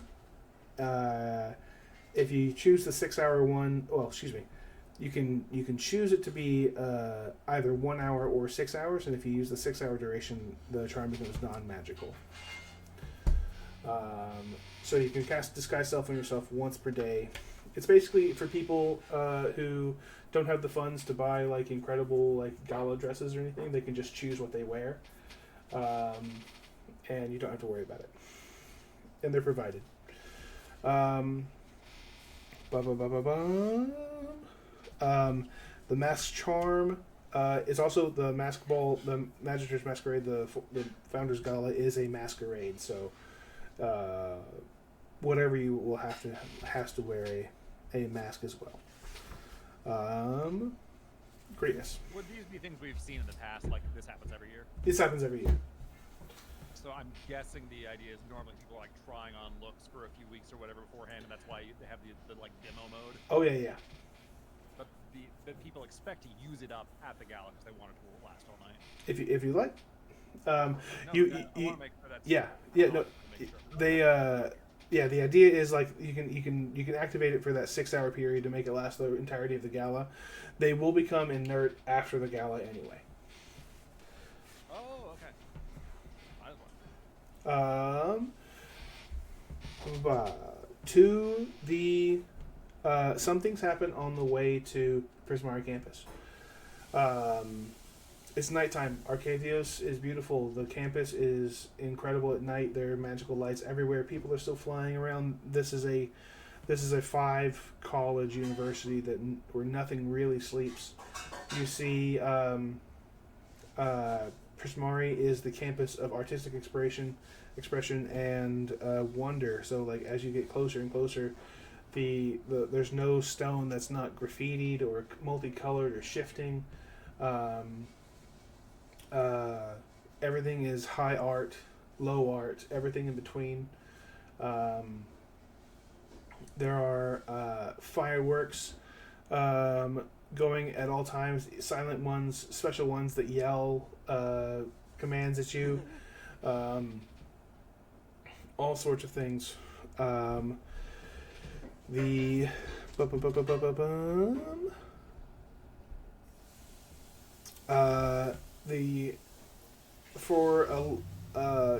Both of you give me a history check while we're walking before we get there. 3 plus, I think +2, but I'm gonna check. Yeah, 14 5. on the die, 18 total. 18 total? Okay. A couple things that you would know is that the Fury Gale is what was once a snarl on the Prismar campus, a massive conduit of energy specific to Galazeth Prismari and Arcadios,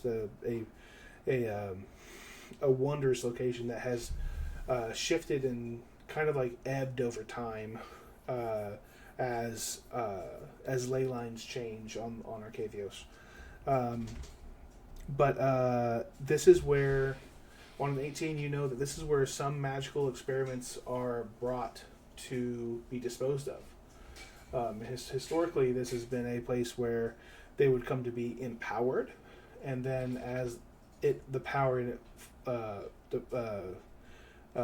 ebbed, you know that this is a place of it's essentially like a magical rage room, where this large open area itself will break down artifacts and magical items over time, to where it just gets subsumed into the walls of this cavern.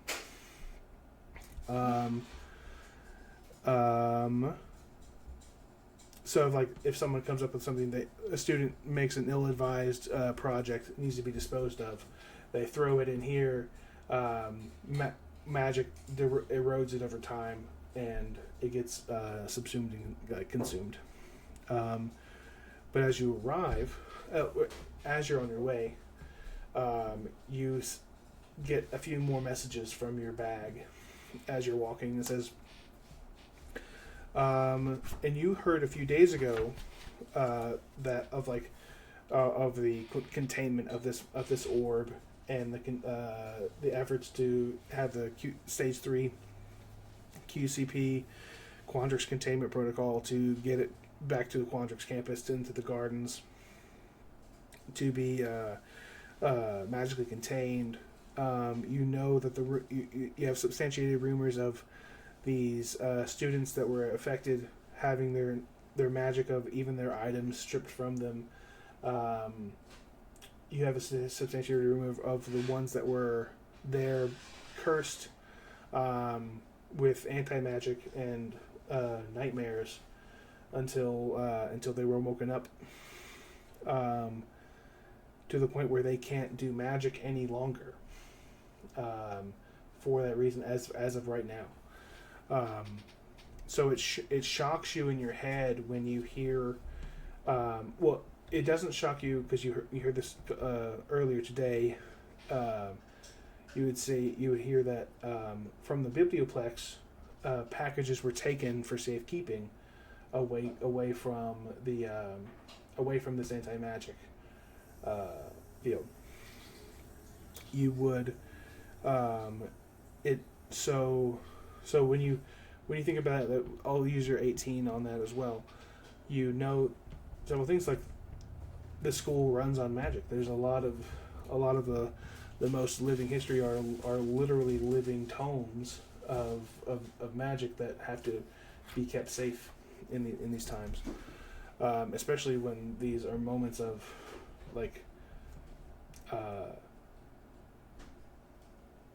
the complete destruction of a magical item, right? Several things have to be taken care of. So it's not you're not entirely shocked when you arrive to the Fury Gale, which is a massive open area filled with discarded magical creations. There's crystals everywhere. Alcoves, the walls shift and roll like a Mandelbrot set, kind of folding in on themselves. Maybe a massive area of maybe 100 feet long by 60 feet wide at its most, but then you think that's the edge, and then the wall folds back and there's more expanse behind it. Elemental forces infuse the structure's walls. There's lava pooling that becomes ice, becomes air, becomes crystal. Substance is mutable in this form. And kind of like oil slick, the walls look just like folding fractals in on themselves that are not only fractals but also ooze, and it's a beautiful space. The few solid things that you see are 10 large plinths with little arches behind them, that are directly opposite each other, 40 feet away from each other, tip to tip. There are 5 of them in a line, so they're 5 in a line, 5 in a line, and then between them are massive solid scars of magical debris that extend in X's from one to the other, and these are the dueling plinths of the Fury Gale. So people will stand on these plinths, and then shoot magic at each other, and the first one to fall loses. But as you arrive, there is the things that in your head, the message from earlier: 5 students entered and 4 students left. You see before you as you enter the space, kind of like they're at the far end. All the plinths are at the far end of the hall. You see 4 piled bodies thrown to the side of one of the walls, and one person kind of in the middle, cowering underneath the gaze of something that is a massive creature that only some of you have only seen in books. It is a massive crab-like being with an elongated, snarling jaw dripping down. Mage Hunter. Standing over the student, dripping saliva as it like goes and encroaches on this person. Oh crap! You see them turn. None of you are being stealthy. You see them turn, and you see Rampart, the elephant Witherbloom mascot that Olo was going to protect. Is already there. But it's before the duel. But you can see that the other bodies. Both of you give me a perception check.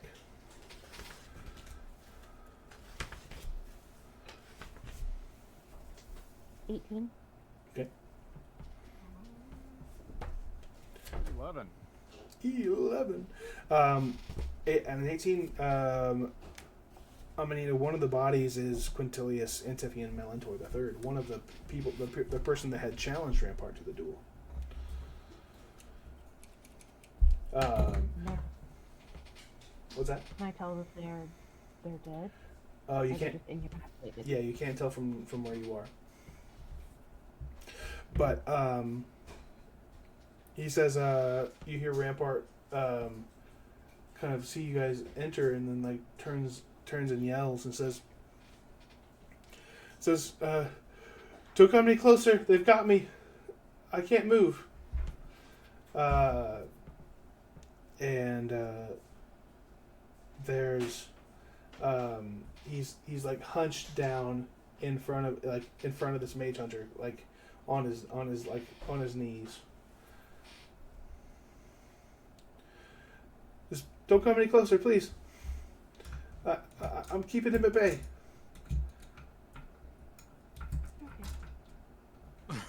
Okay. I believe you. You see this thing is like inches from Rampart's top of Rampart's little elephant head, as it just kind of like snarls and looks down and snarls, looks up at you. Kelly yells, "Who's they?" He says, and you hear a,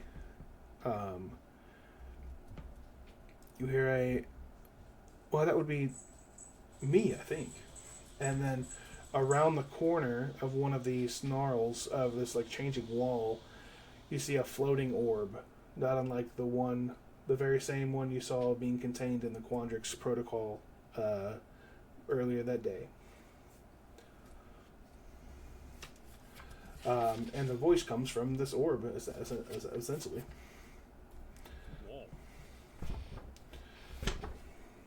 Whoa. Two things. There are. Give me a survival check from Amanita, please.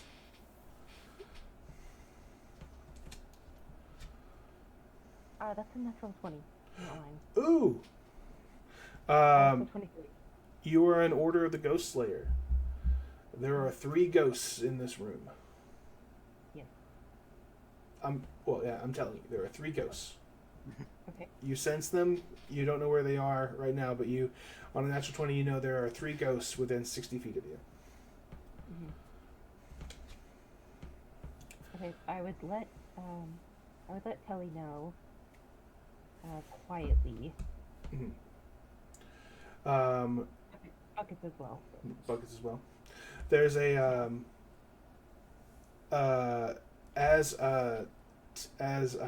Rampart, as the voice echoes from the orb, Rampart kind of like holds, like flinches and puts his head down and continues to cover whatever he's holding underneath him, like his body is thrown on top of this thing. And the orb says, "Could one of you please convince this child to relinquish my book?"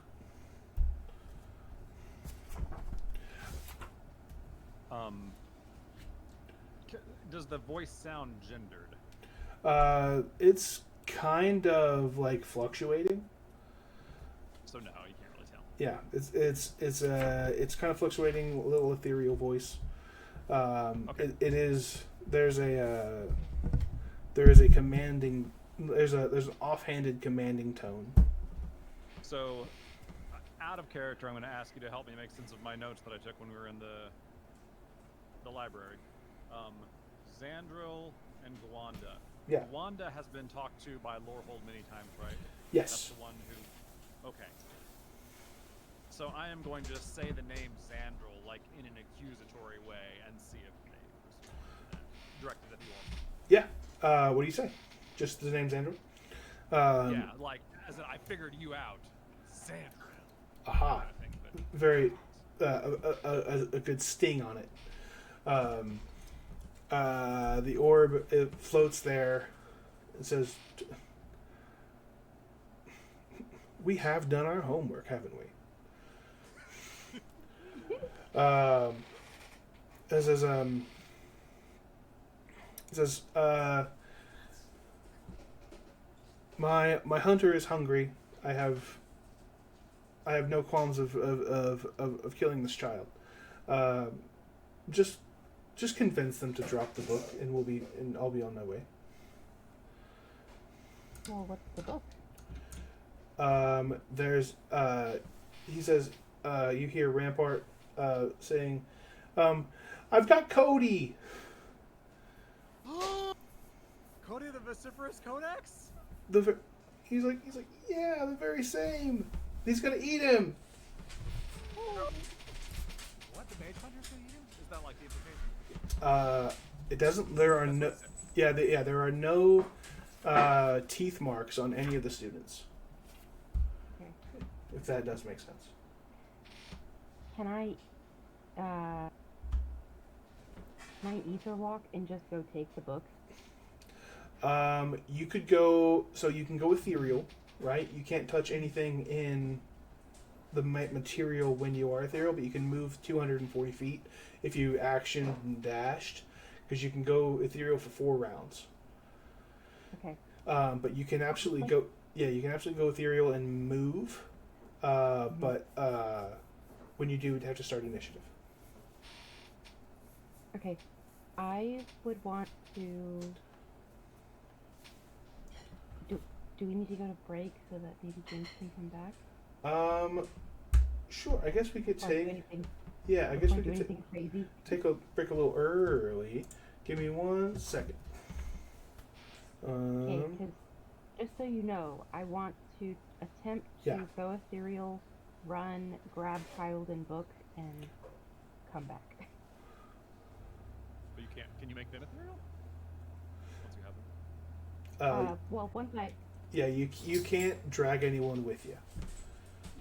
Right, I wouldn't go ethereal, like, it's just getting there. Getting there. Got it. Give me 1 second. Do you know the magic card, Cody? Not off the top of my head, but I'm looking Alright, at because that made such a difference to me out of character, I guess. Like, oh, it's that cute thing. I have to save that. So I was not ready to fight. I was ready to say, give him the book.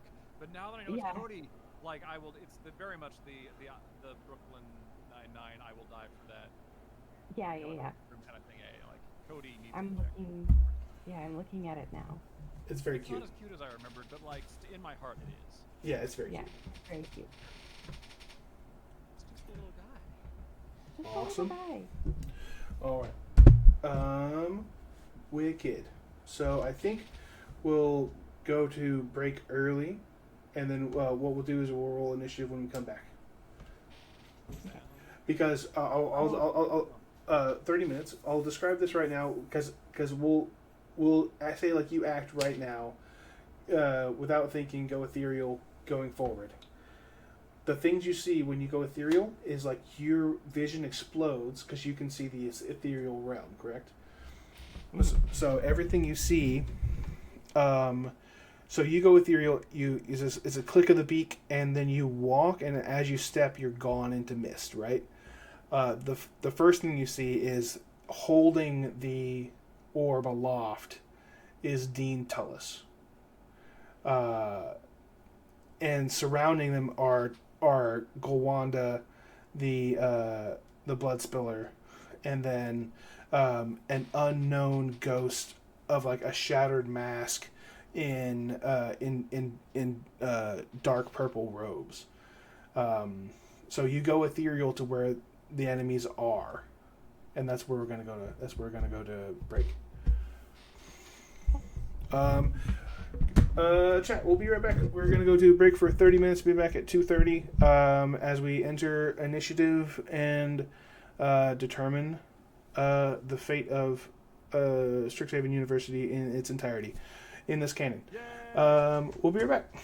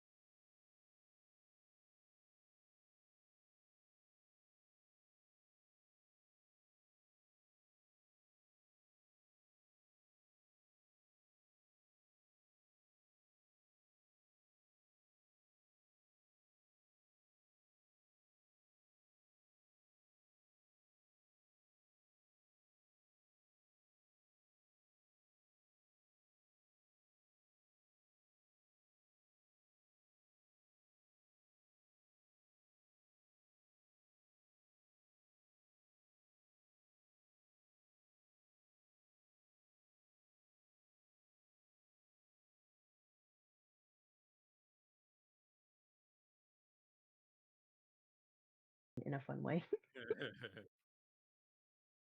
Sound. Welcome back, everyone. We have added our Cody for the day. Mr. Joe Kilcar, please introduce yourself and who you're playing. Let me at least mute the stream so I'm not hearing this twice. Why, hello. I'm Joe Kilcar. I'm Yes. a voice actor. I'm a podcaster, editor, and streamer. All to the All stars. stars. I am very happy to play Cody as the number one Cody stan. I will take that title. Yes, please and thank you. No one else is Cody tattooed on them, to my knowledge. Nice. So I was so glad to be able to play Cody. I love Cody so much. Incredible. Joe has been following along with us, and we will start with our initiative rolls. And then we'll describe the scene. While you guys roll initiative, I will describe the scene. It is the two of you. It is Amanita, Telly, at the far end of a 60-foot cavern with about 80-foot ceilings of shifting Mandelbrot colors of oil slick. There are rocks on the ground, crystals everywhere, subsuming in and out of the walls. There are 10 major plinths of dueling plinths set up across from each other in the middle of this arena, with massive wounds and scars of magical debris in between them. In the center of this, the plinths, is a mage hunter, an old Strixhaven foe, utilized by the Auric in times long gone. A 8-legged arachnid of like xenomorph mouth, spines of purple, extrasensory antenna flicking to and fro on its back, down to a purple stinging tail. Currently hovering over the form of a crouched elephant Loxodon student named Rampart in his Strixhaven pest mascot costume, his Witherbloom pest costume, currently throwing his body on top of an ambulatory massive tome. Beyond them, beyond the plinths on the far side, is, in the material realm, a floating black orb about the size of a basketball. What Amanita sees on the ethereal plane is Dean Augustus, Augusta Tullus, the Lorehold Professor of Order, holding it aloft, flanked by two ghosts, pulled from the past to do her bidding today. One being a massive ogre of a woman, dragging a battle axe, a ghostly battle axe across the plane. The ghost form of Golwinda the Bloodspiller. Towanda. Little fried green tomatoes reference out for you millennials out there. And to the side is a broken form of a ghost that is seemingly itself on death's door. This purple robed, hunched, almost skeletal figure of its only discerning shapes beyond its purple cloak, going into mist, is a shattered white mask with a featureless white mask with black accents on the cheeks, and down to its arms with it almost looks like their hands are reversed, but they're just holding them weird on their person like this, just like almost always defensively. We have Amanita in the ethereal realm on the far side, Telly in the material on the far side, Cody rampart in the middle with the mage hunter, and then the other 2 on the other 3 beyond that. I'm going to do something real quick. And then I will get our initiative rolls.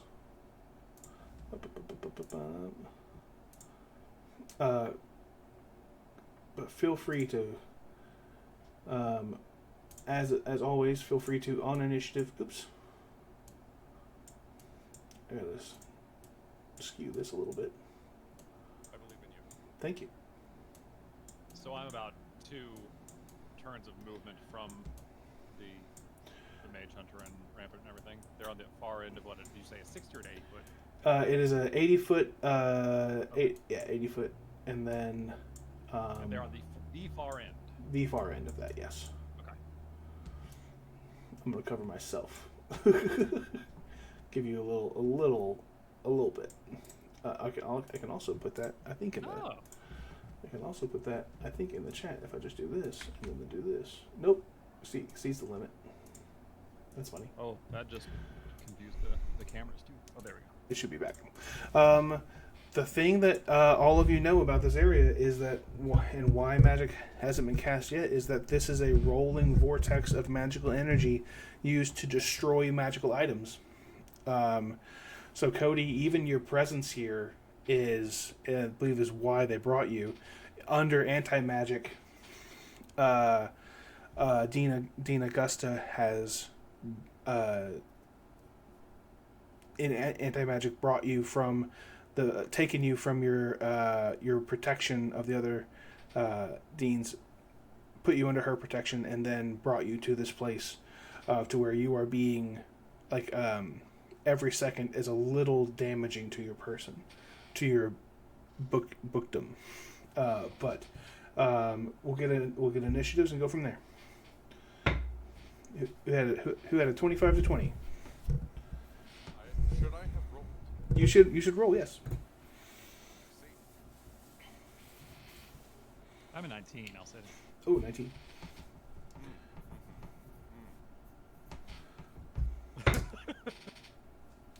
Five. Okay, 5. Amanita. Want to push for me? A dirty 20. Sorry. Dirty 20. Amanita 20.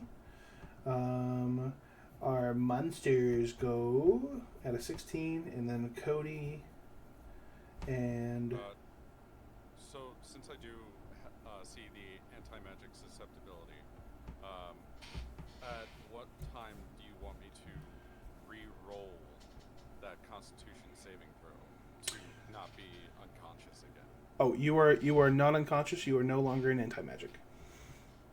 I see. They brought you here. This is like you woke up in the arms of Rampart, the Loxodon student, the first year, as he grabbed you, stole you away during the duel, and then the mage hunter found him. And it's like you guys are you're coming from each side, finding Rampart and the mage hunter both at once. But Amanita, you are up. Yeah, I'm gonna go. So have I already done? Yeah, you are ethereal. Yeah, you're ethereal. You haven't moved yet. Okay. Yeah, I'm going to dash to where Cody is and attempt to go back to corporeal form, grab, and dash away. You can make it to Rampart with your movement and your action. You can use an object when you get there, but you won't be able to move back. Okay. Then yeah, I will. Oh, okay. So would I have to do an attack of opportunity, or would I have to deal with that? Well, it depends. When you're ethereal, that mage hunter can't hit you. Right? Right. But if you get there and go material, you have 4 rounds total where you can become ethereal. Become ethereal, and then after that you take a short rest and you can do it again for up to 4 rounds. Okay. Then What I'm trying to figure out is, do I need to try to If you want take to, a step back, like to get out of the way of? well, yeah, you wouldn't. The Mage Hunter is right over Rampart and Cody, so you'd have to be within their range to try to grab them. Okay. So I can dash to their range. I just can't come back. Yes. Then I would do that. I would dash over there. I would stay ethereal for the time being. Okay. You can your voice can warbly affect the material if you would like to tell Rampart and Cody that you're nearby. Yes, I would love to do that. Okay, what do you say? I'd be like, hello, I'm here to help. Please don't be alarmed by my presence. Great. Telly, you're up next. You have a free object interaction when you get there. If you would like to take out your lantern or your crossbow or anything like that. I'll take out my crossbow. Okay, crossbow. Awesome. Then Telly, you're up with monsters on deck. Alright, so this is all presumably happening relatively simultaneously. Yes. So, Telly would normally not be just get into the fray, but Telly has just had the most amazing run of ego boosting Yeah. in their life. It's just like, I'm an action hero, and grabs this little blowgun out of their baggy like hood, and just loads a little dart in there and says whatever the equivalent in this world's media is of "get away from her, you bitch." Beautiful. And I think tries to blow dart the Mage Hunter. I think that's exactly it, though. I think that's exactly what you said. Yeah. Okay. All right. My Cody, you bitch. Yeah. Roll the attack roll. Roll the attack roll. Okay, it's a 17 on the dice, which is it's 22. Oh yeah, that absolutely hits. It is even 3 damage. Hell yes. Do you want to move at all?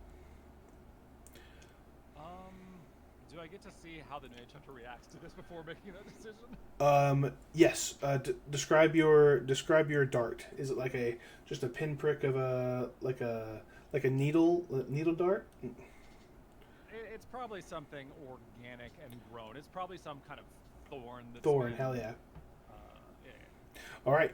It snaps in. You find it lodges under like a piece of chitin in the armor of just above the snout and the face, and it just kind of like hits and then it goes. Looks up like it snarls at you for the first time. But at me. At you, yeah. Okay, so that gives me pause. And, remember my mortality, so probably not moving. Okay. Monsters go next. We have a Lordhold Priest. Some things you see. Yes. From what I could see, if any of them are starting within 10 feet of Cody, they have to make a DC 15 Wisdom saving throw, especially since I am now likely awake and speaking, being very angry. That's right. So that Mage Hunter has to make a save. What is that save? It is a DC 15 Wisdom saving throw. Okay. The Mage Hunter Wisdom saving throw. Bum. Get your grubby little miss off of me! Get off of me! Does it do us to us too, or just enemies? It says all creatures, so it would in fact also affect everybody else too. All right. The Mage Hunter does fail. So this will be 2d8 psychic damage and gain 1 point of exhaustion. Wonderful. Rampart does succeed. They do not gain the exhaustion, but it is in fact less. Okay.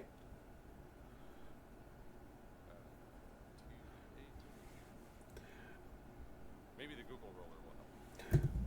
Hell yeah. So that was a total of 9. 9 psychic damage. Yep. Hell yeah. All right, 71. I don't need to say what its health is. Never mind. You see, like, describe this air of confoundry surrounding Cody. Wait. It sounded, were you, Cody, saying it was 9 damage to Rampart or to the Mage Hunter? It was 16 to the Mage Hunter, right? No, that was 9 damage total. To the Mage Hunter. On 2d8, it was 9 damage total. The one that saved would have gotten half of that. Okay. Okay. Rampart. Let me look at Rampart's health. Or Rampart.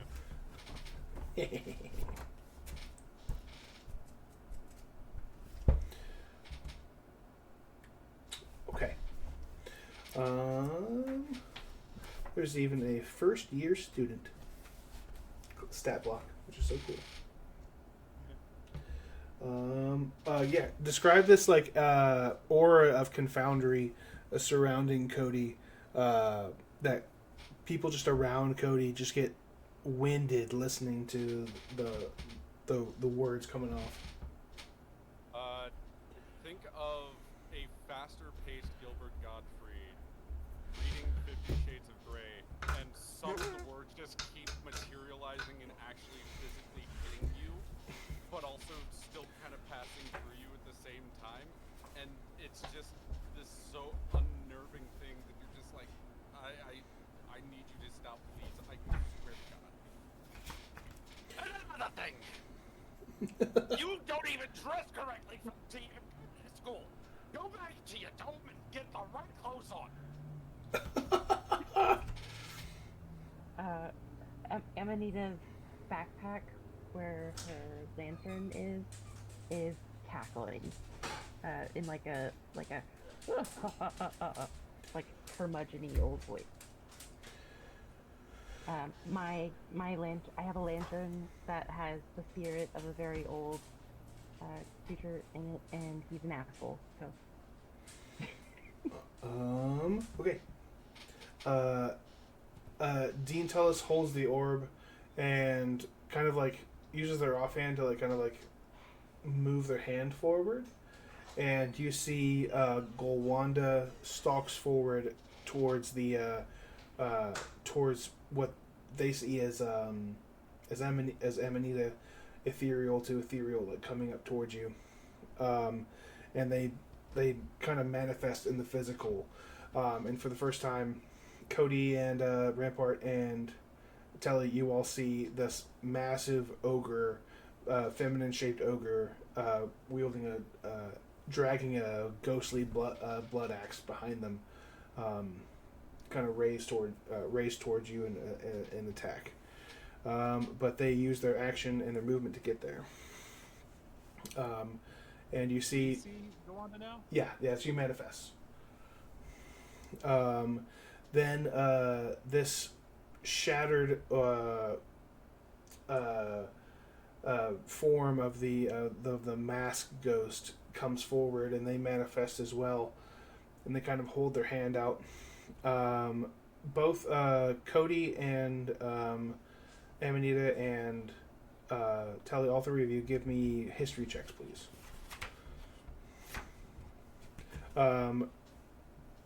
Yeah. It's a dirty 20.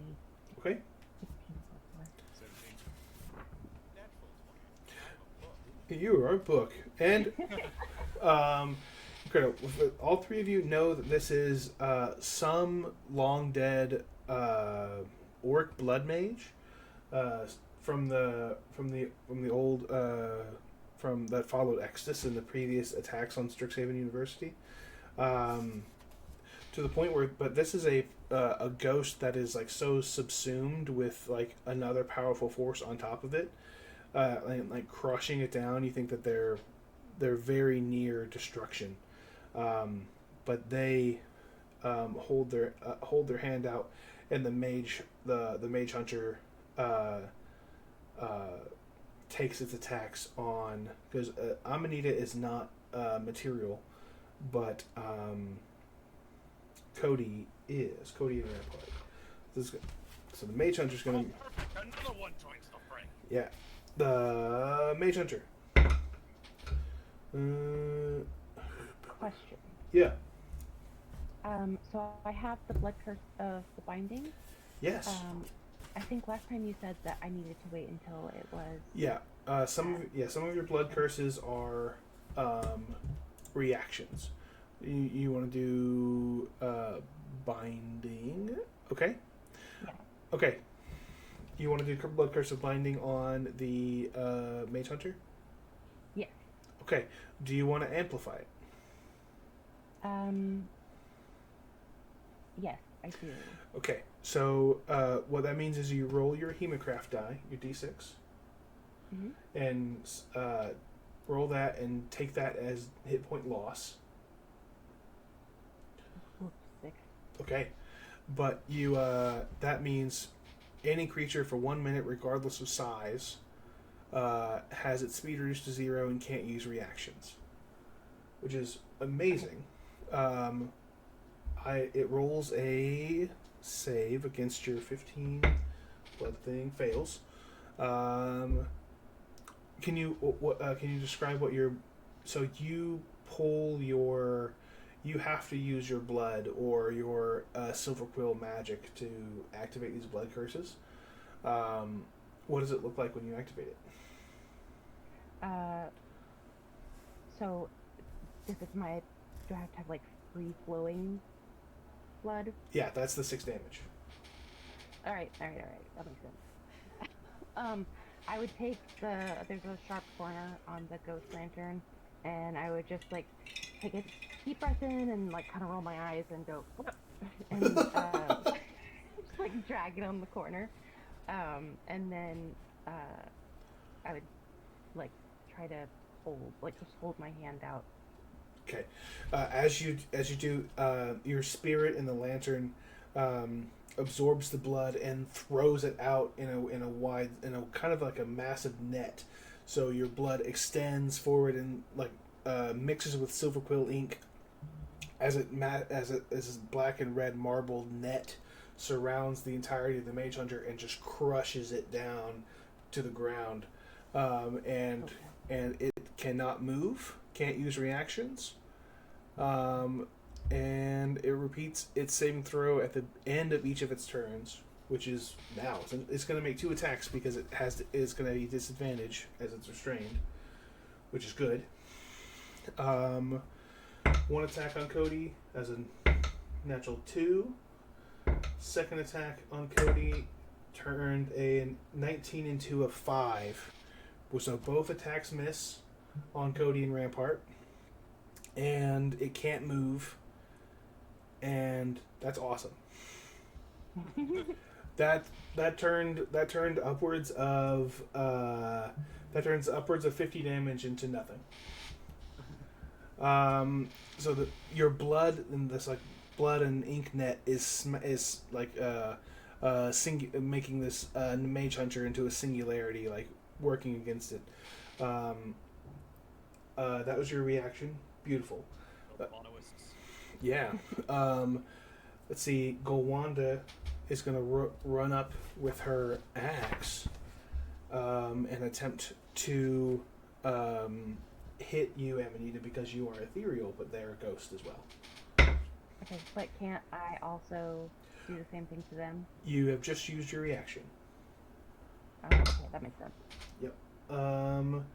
That's going to be a 20 to hit. And we're going to do... This is going to be a ghostly axe swing for 19 points of slashing damage. Okay. And make a Constitution saving throw for me. Would this be... Oh, wait, never mind. Okay. You said Constitution saving throw? Yes. Oof, 7 plus... Oh, it's a 10. Okay. That's enough that meets it beats it. Oh. Amazing. Now Gowanda will be within your babbling aura, Cody. On their turn. The Auric Mage keeps its distance. And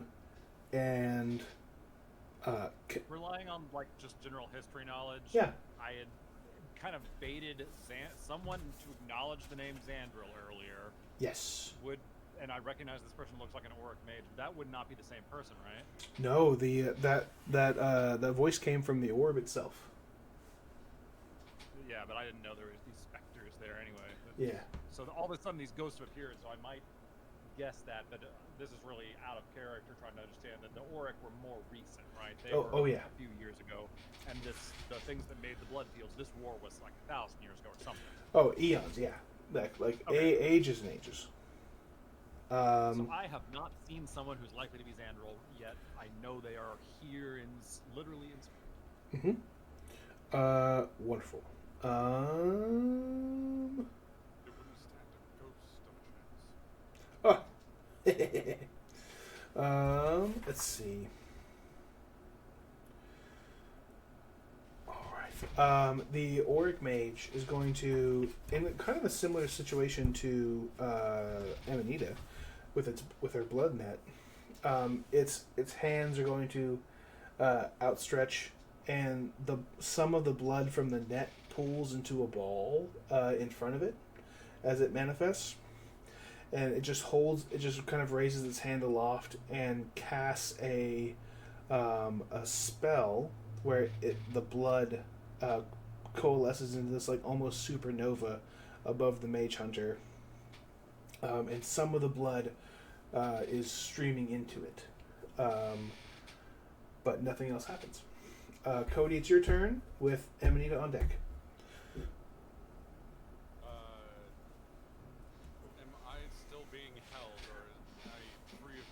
You are not restrained or anything. Rampart was just holding on to you to help protect you. I see. But do I know that was the case? For sure. You know that Rampart's just, you can immediately look at Rampart, know their history, know their first year, know that they where you can read their entrance exam, you know their financial situation, you know their home plane, you can look at a student and see their records. Okay. The thing that is different is that Dean Tullis, Dean Augusta, who you saw protect you, is now attacking other students. Well, I believe I know the exact thing to do because Cody would, in fact, make sure that the student safeties are important. And that is to dominate person, the dean. Dominate person, the dean. Okay. Wonderful. What is our save for our dominate person? Well, it is time to move that one up. Great. But the spell save DC is 15. Beautiful.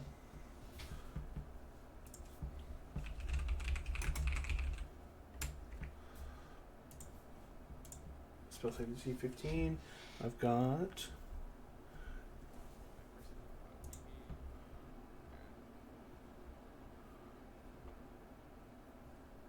Wisdom saving throw. beautiful. If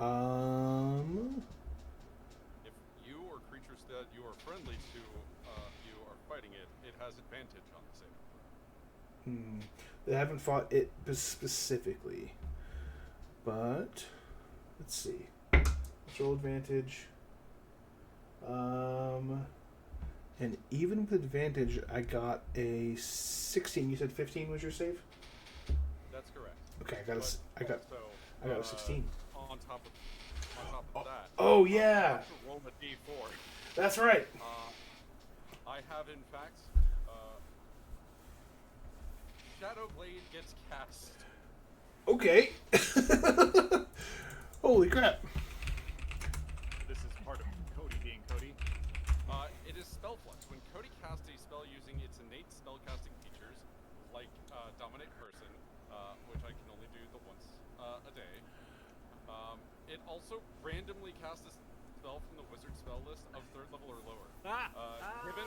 Given the website that I was provided to do all of this, I opened up 4 different tabs from 3rd to cantrip. Yeah. Generated one for each of those levels, and then rolling a d4 to figure out which level is being cast. Nice. That is very Cody. I like this adaptation. So we have Shadow Blade being cast immediately. The range is self. I weave together threads of shadow to create a sword of solidified gloom in my hand. Or floating. Book with a sword. Book with a sword. This magic sword lasts until the spell ends. It counts as a simple melee weapon with which you are proficient. It deals 2d8 psychic damage on a hit and has the finesse, light, and thrown properties. In addition, when you use the sword to attack a target that is in dim light or darkness, you make the attack roll with advantage. Hell yeah. If you drop or dissipate, if you drop or throw it, it dissipates at the end of the turn. Incredible. But it also is concentration. I'm gonna make a ruling and say Cody can concentrate on 2 spells at a time. Hell I think that's apt for a tome of living knowledge. Yeah. Hell yeah, you have a Shadow Blade. Do you want to move it all? The Mage Hunter is restrained and has no reactions. Golwanda is within range. If you move, they might use the attack of opportunity.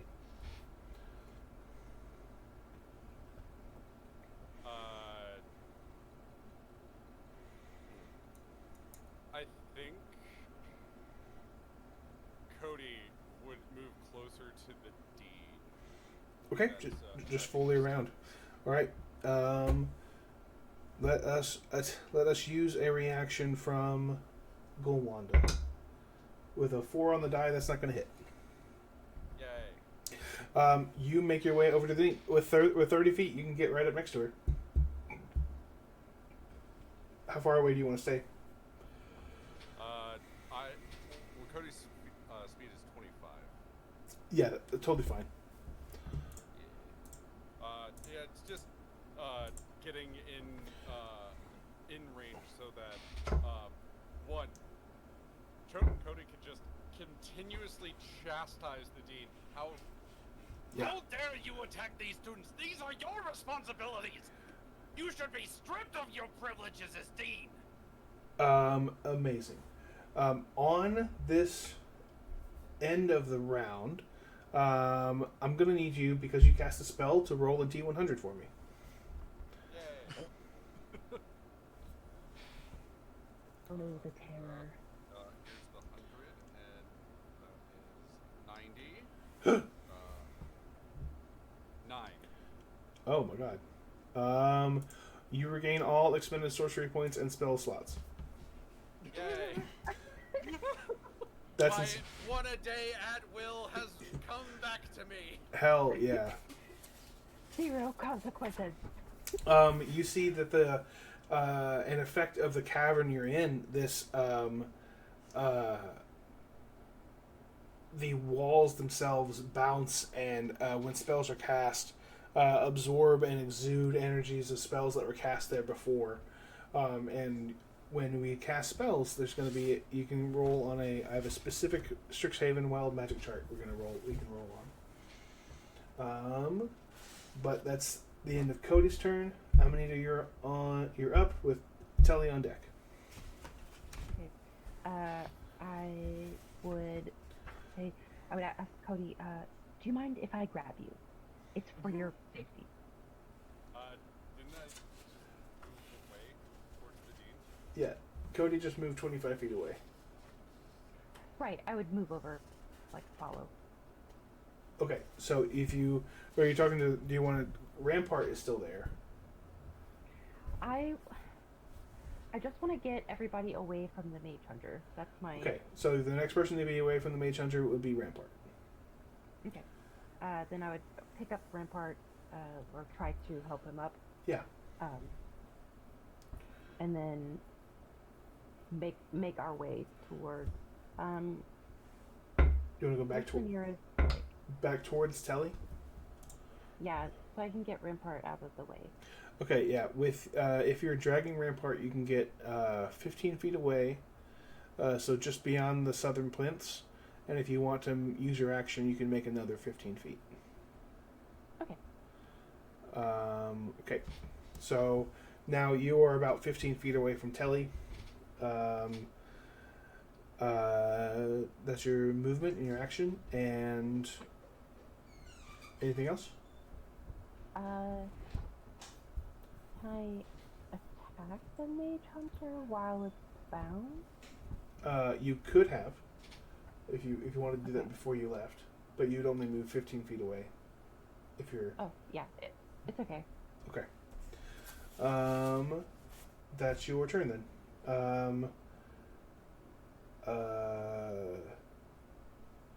You can see like from your spirit lantern the net of blood and ink is still crushing the Mage Hunter down.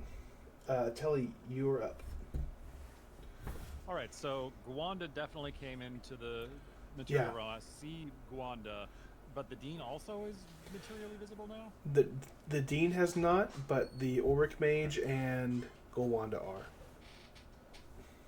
What is the Auric Mage doing? It's concentrating on this ball of blood above the Mage Hunter. Oh, that's right. Okay, so Telly is going to assume that that's the threat, and we need to stop whatever they're doing. So, what I did not do anything with last round was my swarm as a swarm keeper hunter. Okay. The swarm is magic. It's explicitly a magical group, so I'm not sure what happens if I try and use it. Ooh. But Telly would definitely try it and find out. So Telly is going to try and both blow dark the Auric Mage and send the swarm after him. Okay. Make your attack roll. Roll a d100 for the because there are spirits, little magical spirits of a swarm, right? Yes. Yeah, you can roll d100 on that for sure. And we'll roll that effect before your attack. Okay. I already rolled the attack roll, so I'm just gonna say the number. It got a 13. I don't know if that hits or not, but we'll come back to it. And Okay. then the 100. And the attack roll is for the say it out loud. It's 67. Ooh. On the 100. I thought I would be so excited if she was here. Ooh. Yeah. Thank you, Cody. Okay, roll a d4 for me. Very much hip with the use. A D4? Yeah. On that 4 is a 1. Okay. So you get a spellcasting. Your spellcasting until your next long rest. Your spellcasting attribute changes by the number equal to the roll. If the roll is odd, you add it. If the roll is even, you subtract it. So for everything you do, for your spellcasting from here on out, your total is that plus 1. It's probably not going to be relevant, but it's neat. Hey. Okay, so what the swarm does then is just do a 1d6 piercing damage to the target. Great. Well, we'll say it's 1d6 plus 1.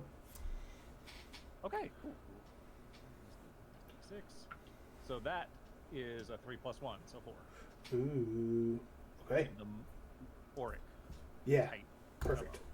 Perfect. And then the blowdown attack roll was a 13.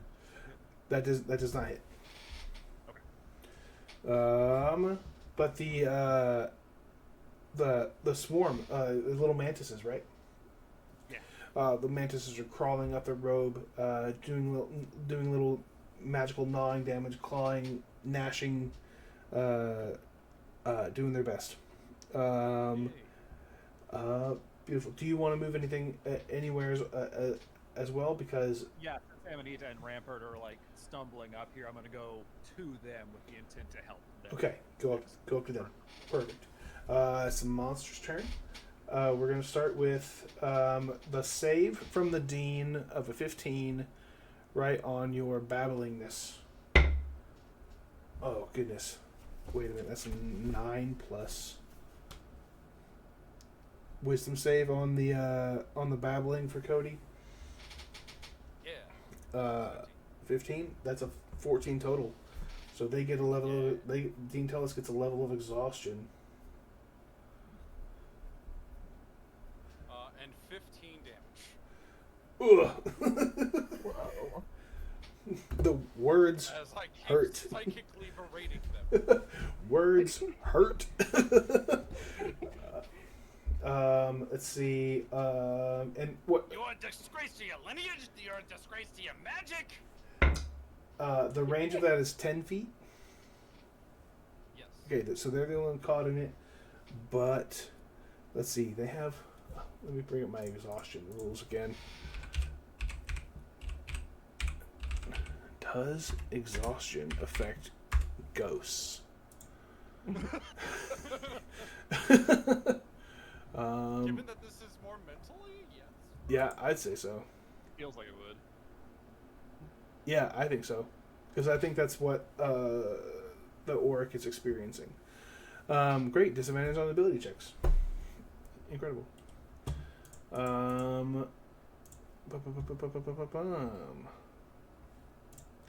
Alright, so they're going to... they're going to cast a spell. 90 feet. So, Telly, you get up to Rampart and Amanita, and right behind you, from wall to wall, ceiling to ceiling, ceiling to floor, is a golden wall appears. Floor to ceiling, across the expanse, and from the dean, you see them raise a hand and kind of close their fist and trap you inside. Who wants to roll a D100 for that spell? I guess I will. Do it. 54. Let's find out.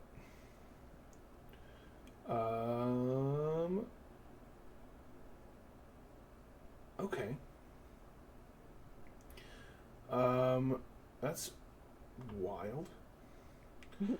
Until for the next minute, she must cast a spell out loud. Say the spell's name out loud and backwards. That's kind of funny. But there's that. I'll say her speech is reversed. She's used that. Missy Elliott, she was in a shonen battle anime? I believe it. That's her. The mage hunter does not get out of his thing, so it doesn't have a turn.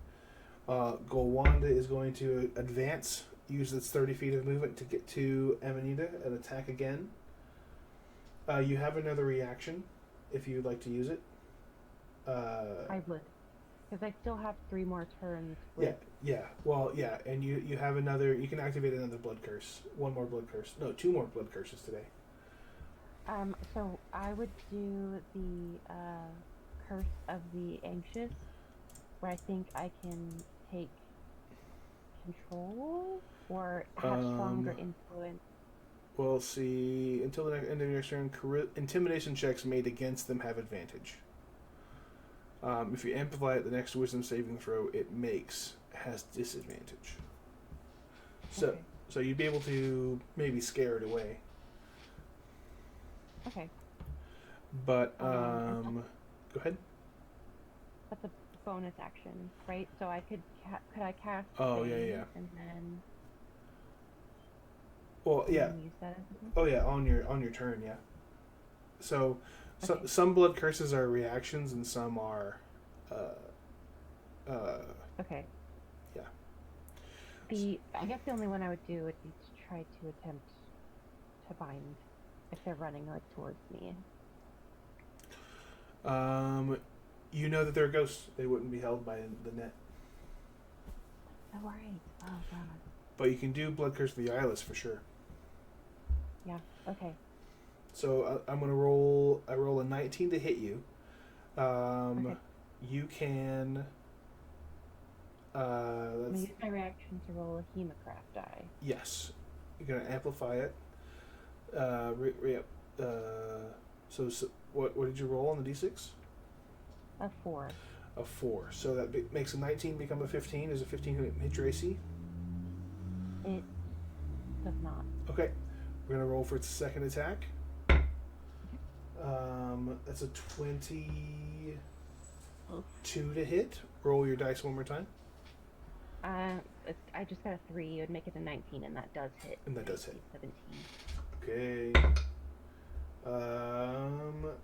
It's 13 points of slashing damage. It's slashing force. Okay.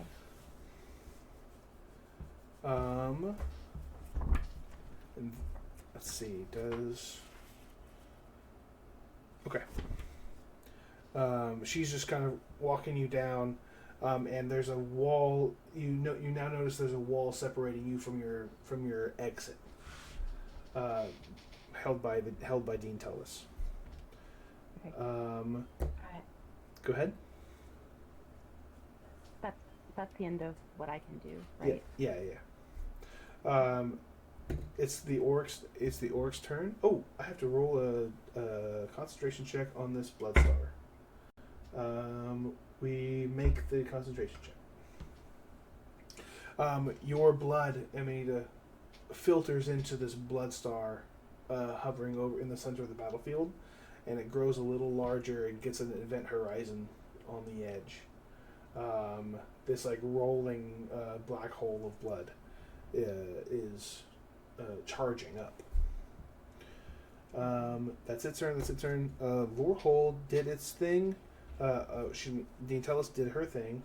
And as you chastise her, Cody, she says, "There's like, with you gone, perhaps the Biblioplex will finally be in enough disarray for me to take over a little more." And you hear the voice in the orb say, "Let us take over, my darling." And as she's like, "Oh, of course." Excuse me. And The orb itself has a voice, yes, and that's Andrel's voice, or the voice that answered when I said that. yes, it's Xandril.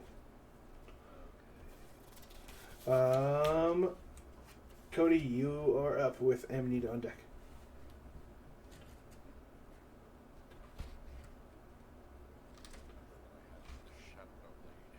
Oh yes, 2d8 psychic damage. Yes, but I only have the one action. It's true.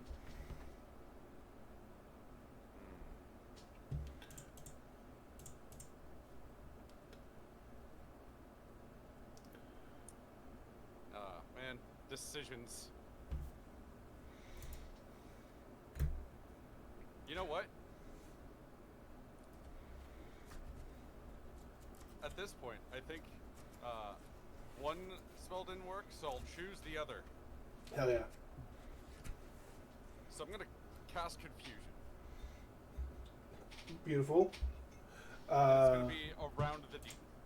Around the Dean. Okay. Confusion from Cody. Is in fact still spelled save DC. Oops. 18. Succeed on a Wisdom saving throw. Wisdom saving throw. Okay.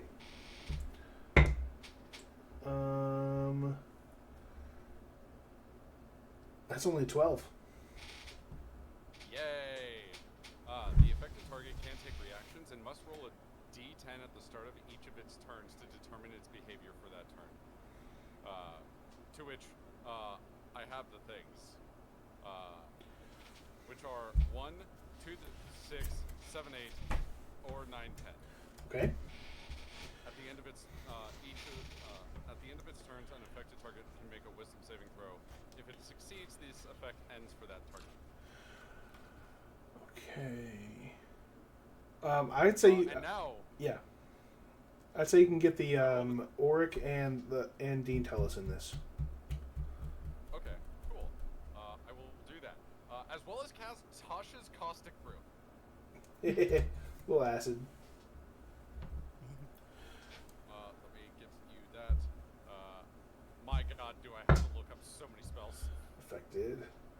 A stream of acid emanates from me in a line 30 feet long and 5 feet wide in a direction I choose.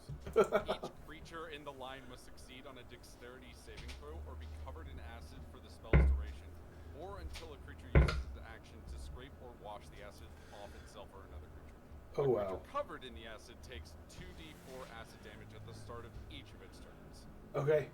I rolled for both of them, and they failed both. And can you roll 2d100?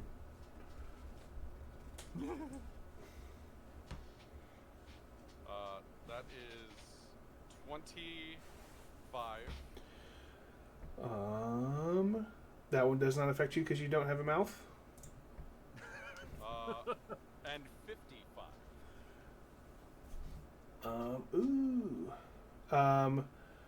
For the next minute, you can use a 15-foot cone breath weapon as a bonus action.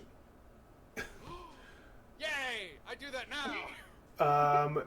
You get to choose the founder dragon that you want to emulate. At this one, I am going to roll a d10, and I think the order... Hold on, I have notes for this. Incredible. To find out what the actual color arrangement is. As I had, in fact, tried to figure out what the other colors and schools would be on Strixhaven or Arcavios, and found pretty much made them trade schools. Oh, beautiful. That's fine. We have 1 and 2 is lower hold. No, it shouldn't be that. It should be 1 and 6 is lower hold. 2 and 7 is Quandrix. 3 and 8 is Silver Quill. 4 or 9 is Prismari, and 5 or 10 is Witherbloom. It will be Prismari Okay. because the dice knew me. Let me get out of here. G for Galazeth.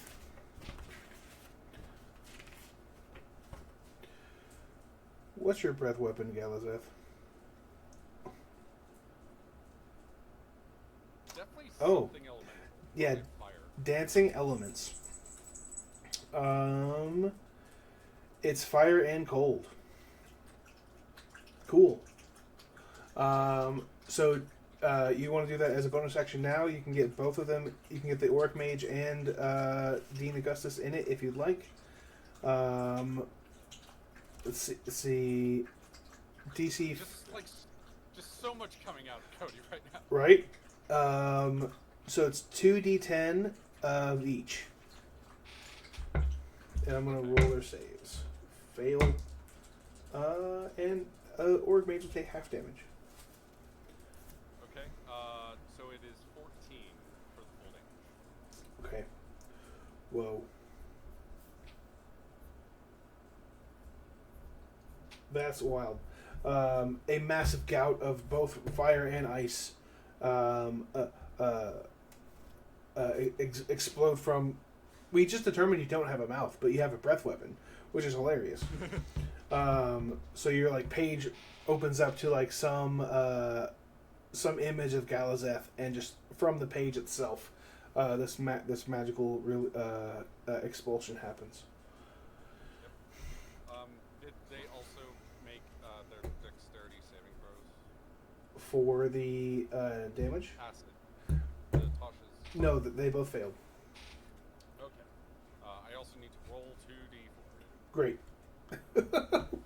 What a turn. 5.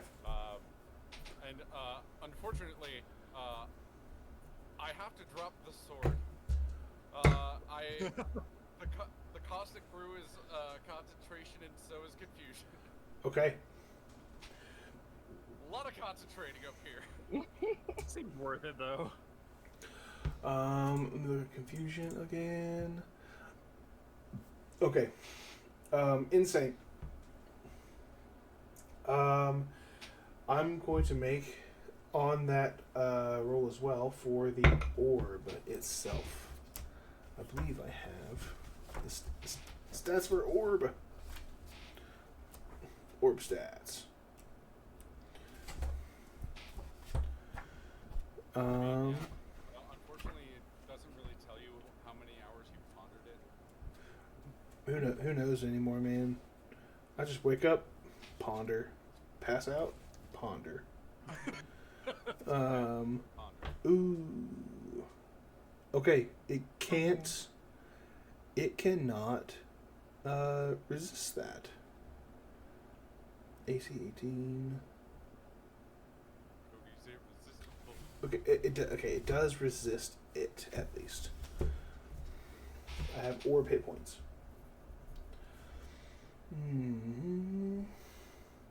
And that was 16 total. So,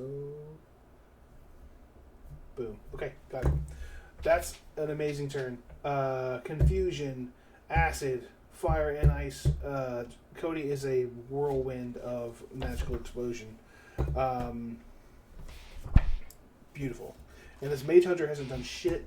And the Auric Mage loses its concentration on the Bloodstar, which is very, very fortuitous.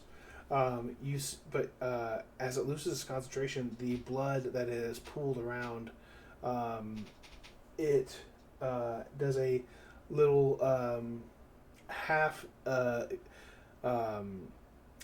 Bloodstar implodes on itself instead of explodes. So it's going to do 3d10 damage to everything around it, which is only the Mage Hunter. Oh, wow. You see the Bloodstar has like the event horizon kind of implodes and sucks in. The Mage Hunter itself is like lifted off the ground into it a little bit, and then pieces of its chitin and armor and antenna get shredded into the black hole as it falls back to the ground, taking a substantial amount of damage. Yeah. For real. That's fully bloodied now, this Mage Hunter, from its own controller.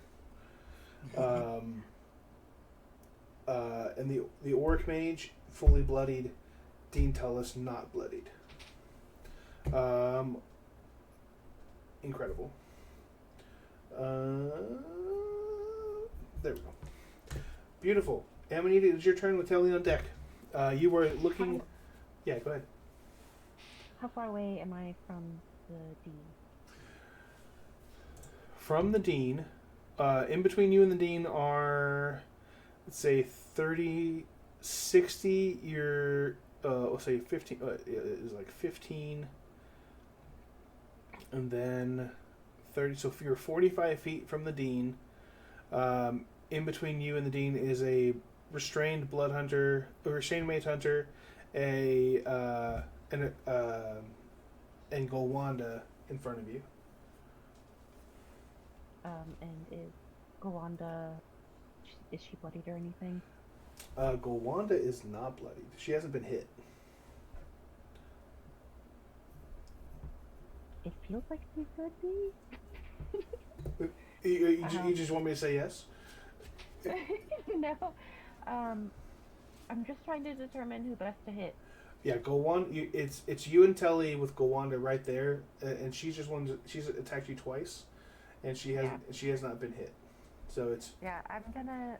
it's you toe to toe with Golwanda. Alright, I'm gonna do the Rite of the Storm on my crossbow, and. Ooh, can I suggest Rite of the Dawn instead? So I thought I could do both of those. You can like, do. at the same. You can activate one. but you can do Oh, okay, then I'll do right at the dawn. yeah, but you can do rights twice a day.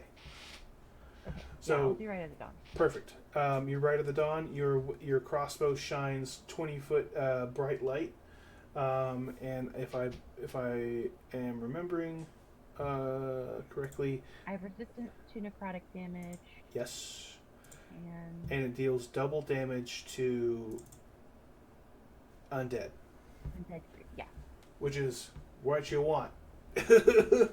Yeah. Okay, so if Yeah, you're no, I thought they stacked.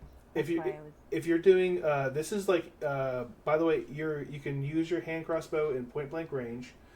You can literally just gun foo, right? Because you load as a free action, so you can do one attack, extra attack, and then your bonus action attack with your crossbow. If you want to do your sharpshooter, you can on each one. Your Rite of Flame will double your damage to undead with your whatever the dice that is. I think it's a D6. Rite of Dawn. Yeah. It's my Hemocraft die, so I Yeah, just need to yeah. roll a second Hemocraft die. Yeah, so D6. And then you so yeah. So roll 3 attacks. Are you going to do your sharpshooter on them? I will on the yeah, I will. Oh. Okay. So roll D20 plus 4. Okay, the first one is a natural 1. Okay. Second one is a 15, Okay, that hits. and then the third one is a 16. Yeah. 16. Okay, both those hit. Roll 2d6 piercing. 6. Total. Yeah. Okay, so 6 piercing. Roll 2d6 for your radiant damage. Roll 4d6 for your radiant damage. Okay, that's 7 plus 8, so 15. 15. And alright, plus that's 2 hits plus 8. So that's 29 plus 20 for your sharpshooter. 49 damage. Yeah. So it's literally like your crossbow comes up, fires, miss. Your free action, like your spirit, helps you reload your crossbow. You fire again, hit right through the knee of this ghost. Your next one goes right up through the ghostly jaw. Your crossbows are normal, but with Rite of the Dawn, as soon as they leave the crossbow, they become little golden bolts of light as they just lodge into these, like, pincushion this ghost. That 49 sharpshooter damage puts Golwanda from 80 hit points to 31 in one round. And go ahead and activate your Brand of Castigation. Oh, hell yeah. So your Brand of Castigation is when you hit, it's automatic. Actually, I don't think it is. Give me 1 second. Blood Hunter. I can channel Human Yes. An arcane brand. No action needed. Yep. And I always know. And I always know the direction Yeah. that it is. You always know its location. If it attacks you or anyone you can see within 5 feet, it immediately takes psychic damage equal to your Hemocraft modifier, which is your intelligence modifier. Sick. So if it attacks anyone else, it takes 4 damage psychic automatically. Look at you, Order of the Ghost Slayer, killing ghosts. Killing ghosts. That's amazing. A huge turn, and you can be flanking for Telly or Rampart on their turn, which it is now Telly. Yeah, okay, so Ghost, maybe I don't know this in character. Am I going to be able to harm this ghost if I just do normal physical attacks on them? You saw physical attacks might not have hit the Auric Ghost, but the magical swarm definitely did. Okay. All right. Given that, Telly's actually going to start turning their attention toward the orb, which they/I am beginning to realize might be sort of the lead problem, and actually cast Hunter's Mark on that, because it feels like the tide of the battle is turning. Maybe this thing's going to try and run away. Maybe I want to be able to see it, and find it for me. Hell yeah. Please roll. What does your Hunter's Mark look like? And as you describe that, give me a D100, please.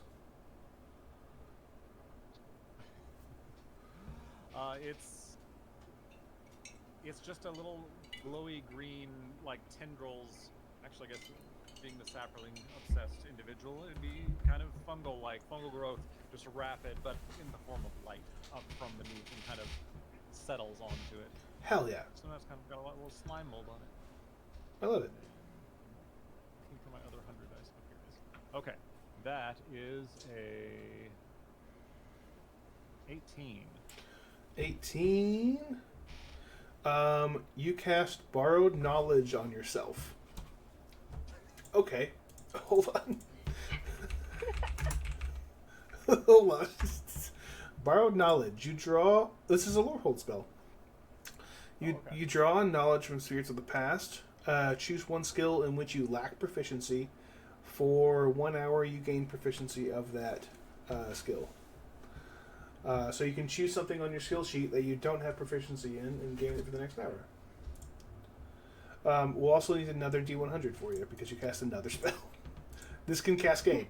This is my cascade room, so that's the point of this room. 23.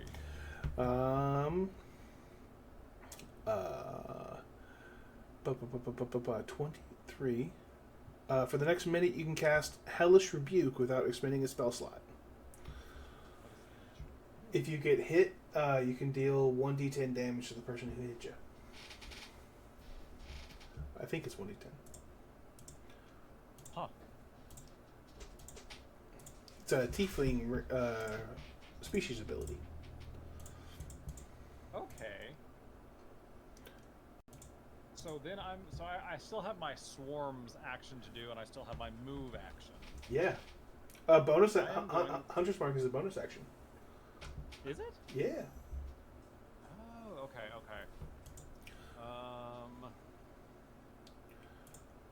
Oh, do you command your swarm as a bonus action too? It doesn't actually. I don't think that's. Ooh. No, it's just kind of it's a once a turn. Hell yeah! So thing. you. I don't see anything about it being a special action of any All right. kind. So you can command your swarm, and you still have an action. I'm torn trying to do the in-character. So the in-character thing is Telly has refocused on the orb. So Yeah. it's going to... How far am I from the orb? I'll tell you exactly. You are 60 feet exactly from the orb. Okay, so I could possibly dash to it and have my swarm do something? For sure. I guess that's the move then. Because you do still have an object interaction. If you want to get to it, attempt to take it, or hold it, right? You've seen some bad things happen to people who hold this orb. Yeah, I don't know if that would be what I win for. Okay. But yeah, you have your movement, your action, and your command. Let's say Telly hasn't decided what they're going to do when they get there. Okay. Telly is just going to try and get there, potentially provoke an opportunity attack from Wanda, which would then trigger Hellish Rebuke. Let's find out. I'll roll even or odds.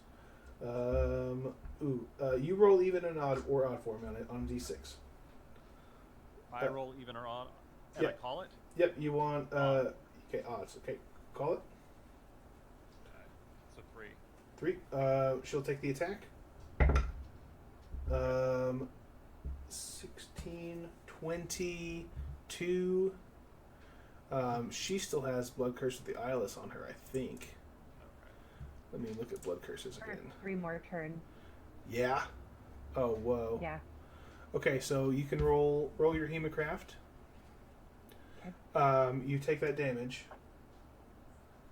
6. 6. You take that damage minus 6. Says does a 16 hit Telly's AC? Yeah. Okay, that's a hit. We're gonna do our damage. Only 7 points of damage. So you get to Hellish Rebuke. Right. You make the dex save versus a 2d10, huh? It'll either have that or take the 2d10. It definitely fails. Oh, yeah, nice. Um, All right. So that's a 6 and a 3. What does this elemental damage look like? Oh, I wasn't prepared for this. Purple flame. Purple flame. Hell yeah. Yeah, Roll. you said tiefling. I'm just going to general Yeah. warlock imagery in my mind. I would think. I think this specific Hellish Rebuke causes little boils on Gowanda's. And then as it kind of explodes, little spirit mantises pop out and follow you. Yes. Roll another D100 because you cast another spell. Cascade. 75. Cascade 75. Any creature you affect with a spell has an object that they're wearing light up as if under the light spell. They get no save. That's kind of cool. Okay. Any creature or object you affect with a spell light up as if under the effect of a light spell. All right, and then I still have my swarm out there that was Yeah. picking on the Auric last time, and I'm gonna have it keep picking on the Auric Mage. Just All right. Deal some damage. last time you had me roll against the room for 100 on that one too. Yeah, I will.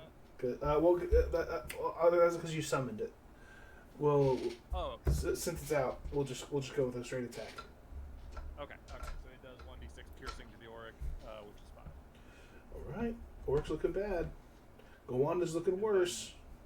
Then the result of my move is then presumably that I get to risk beside the orb that I don't do anything with it yet, because then I realize what the hell am I doing. Sure. I love it. Okay. So here comes a fun turn.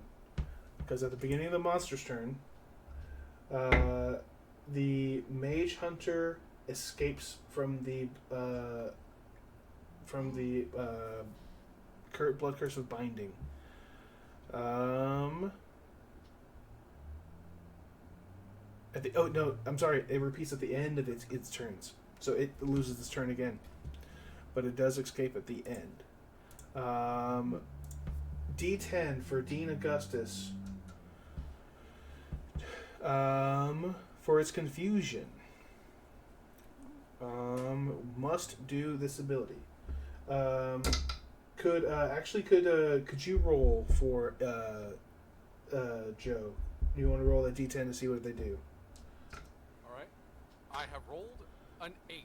So the creature uses its action to make a melee attack against a randomly determined creature within its reach. If there is no creature within its reach, the creature does nothing this turn. Okay, so I'll say Cody's in reach and Telly's in reach. Is the orb count too?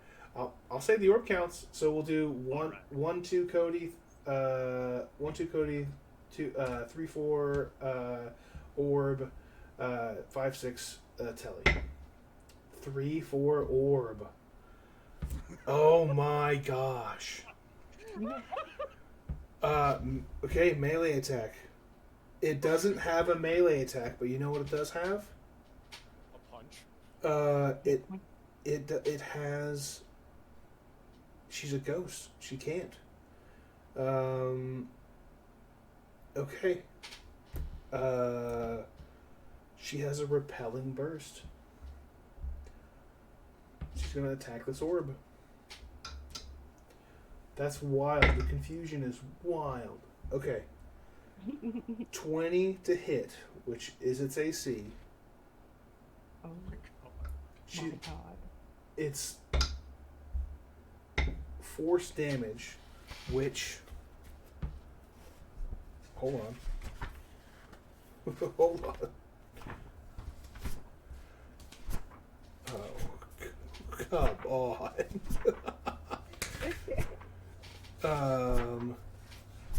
Dang it. I lost my page. Force, resistance to force. So 14, 7 total damage of force. Oh my gosh. Did they make their DC 15 wisdom saving throw? From what? Cody talking. Oh, the confusion. Okay, so confusion. No, not confusion. Yeah. Or frustration. Or frustration. Oh, they already have they already have 1 level of exhaustion. They DC 15. They did make it with an 18. Okay. So I will still roll damage. The 2d8, Yeah. Yeah, absolutely. This is wild. The half yeah. three. Half 3. Okay, beautiful. We'll round down. To what? 71. Incredible. That's first of all Cody's running out of things to insult them about. the fact that we confusion to hit its own orb is insane to me right now. Let's see if Dean Telus gets their force barrier back. They do not. And they can't. They've used their whole turn. All right, Mage Hunter. They do get the wisdom saving throw at the end to see if they're out of confusion. Oh yeah. Okay, I'll do that at the end. Auric is there. Seeing Telly roll up.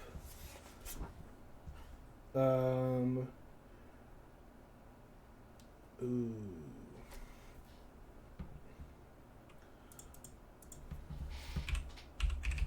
Okay. Ba-ba-ba-ba-bam. We're gonna cast a spell on Telly. Oh boy.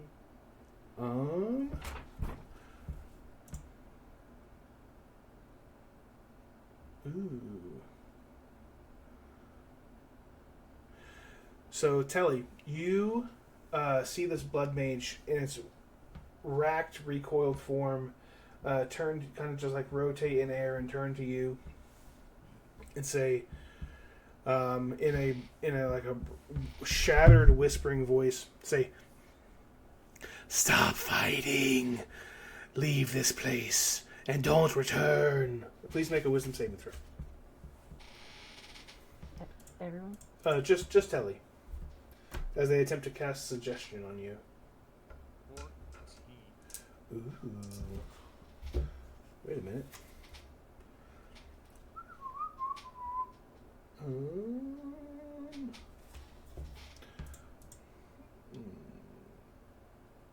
What's its...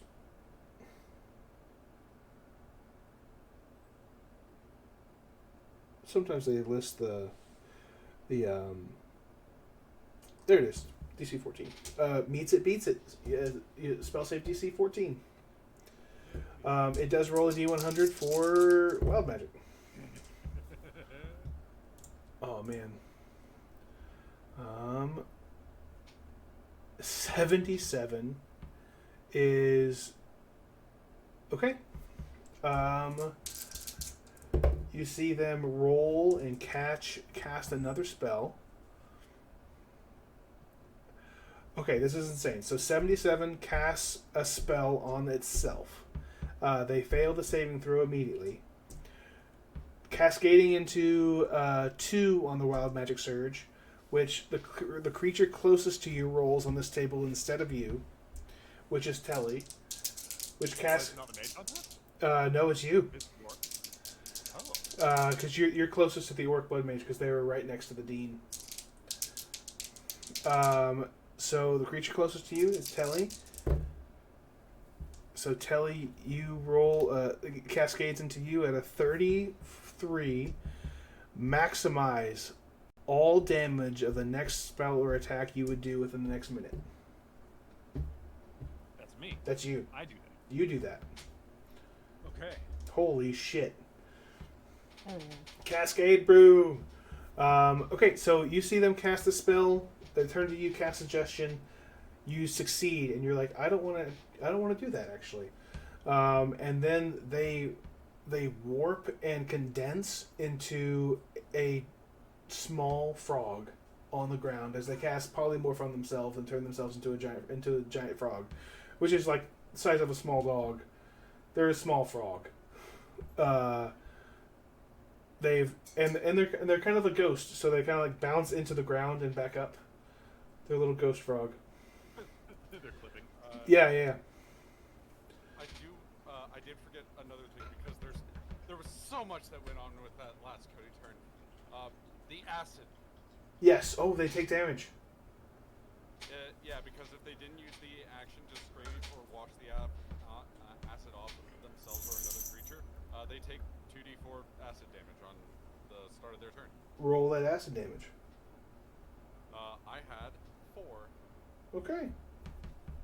They both take acid damage. And the orb takes it as well. The orb is not looking great.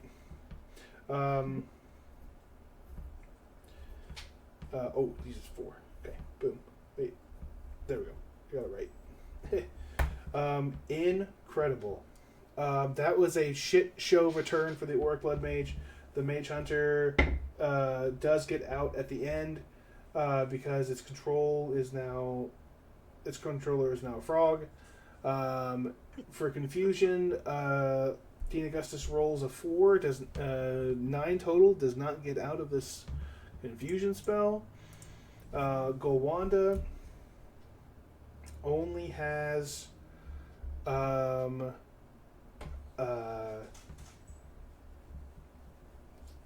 Amanita to attack. So we're gonna do that. First attack is a 13, which won't hit. Second attack is an 11, which won't hit. You don't even have to blood curse that. Cody, it is your turn with Amanita on deck. Yep.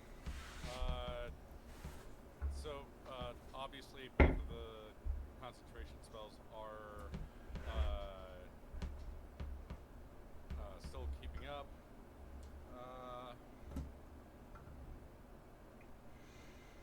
Since I don't have the sword anymore, I think it is funnier, or at least more correct.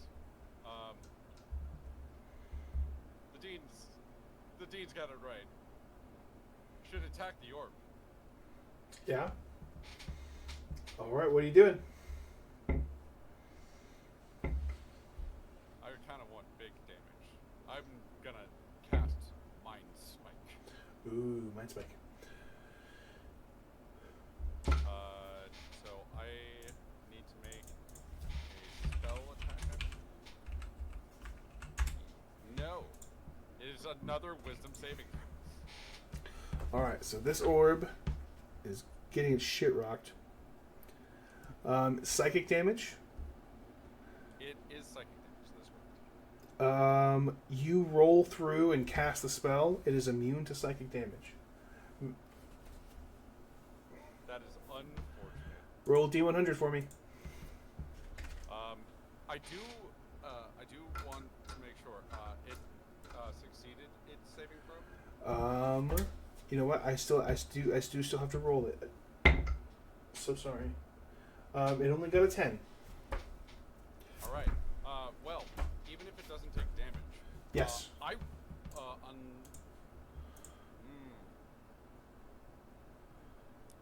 let the acid go away. Ooh. I will always know the target's location. That's amazing. We've hit that 3 times this game on 3 different people. Yeah. Awesome. And now, it is a 19. Okay. A 19 for the... Oh wait, hold on. Sorry, I'm Yeah. using the Google dice. It's actually likely a 9 because it hit the 10 on the first time. Got it. So they failed to save. So they would take damage. They take no damage. And on a failed save, you always know the target's location. And was that a 9 on the? Yep. Okay. And, Tasha's caustic brew is no longer there. Okay. So what was your second spell you cast as part of your mind spike? Oh, that's right. I forgot to set that back up. Let me do that, and then I have to hit that D4. Infestation. Hey, infestation.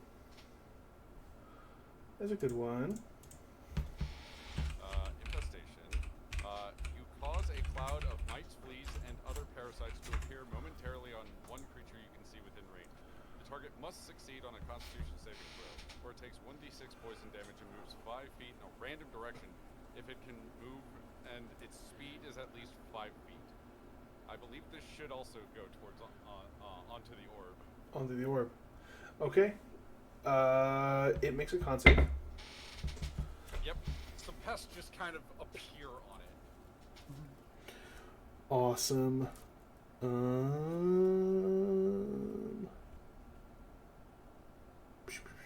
Necrotic?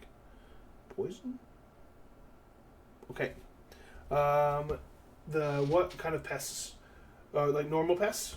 Like Yeah, are pest pests? the blue pests. Yeah. Telly is upset. And these bugs are crawling all over this orb and finding no real purchase. It is also immune to poison. So did it fail on its Constitution saving throw? It succeeded. It succeeded. Okay. Only wanted to know that because the other part, which is it does still move 5 feet in a random direction. Right. Hell yeah. Okay, so that's two. That's one roll on the thing, which was a 9. As a casting of the current spell, you may also cast a cantrip. Nice. That is actually really cool. That one will. And you roll it. Probably just mind sliver on the deed, but I did roll for the other spell, which is 86. Okay. 86. You grow another face at the back of your head for the next hour. During this time, you cannot be surprised. Hell yeah. Cody just has another eye. Yeah. Yeah, hell yeah. We'll say what was that? There's that page loose leaf now. We'll say you book out another Cody like behind you, just like kind of dragging. 2 Codys chained together. Incredible. Now I can cast a cantrip, Yes. which will be mind sliver at the dean. Okay. Mine's Intelligence saving throw. ooh, that's a good one for her. 20. Definitely does the thing. As in, it does nothing. Does the save. Incredible. The next D100 is 98. Your footsteps create a booming sound that can be heard 300 feet away for the next minute. Hell yeah. Cody steps with the weight of a thing that cannot be. Insane. What a fucking turn. Sorry, cuss. What a fucking turn. Any movement from you? Do you want to stay right there? I am definitely staying right there because this is just parading. Okay. If the dean moves, that's when I'm moving. Okay. Amanita, you're up with Telly on deck. Amanita, you are staring down Golwanda. Yeah, I'm gonna just fire 3 more. Okay, 3 more shots.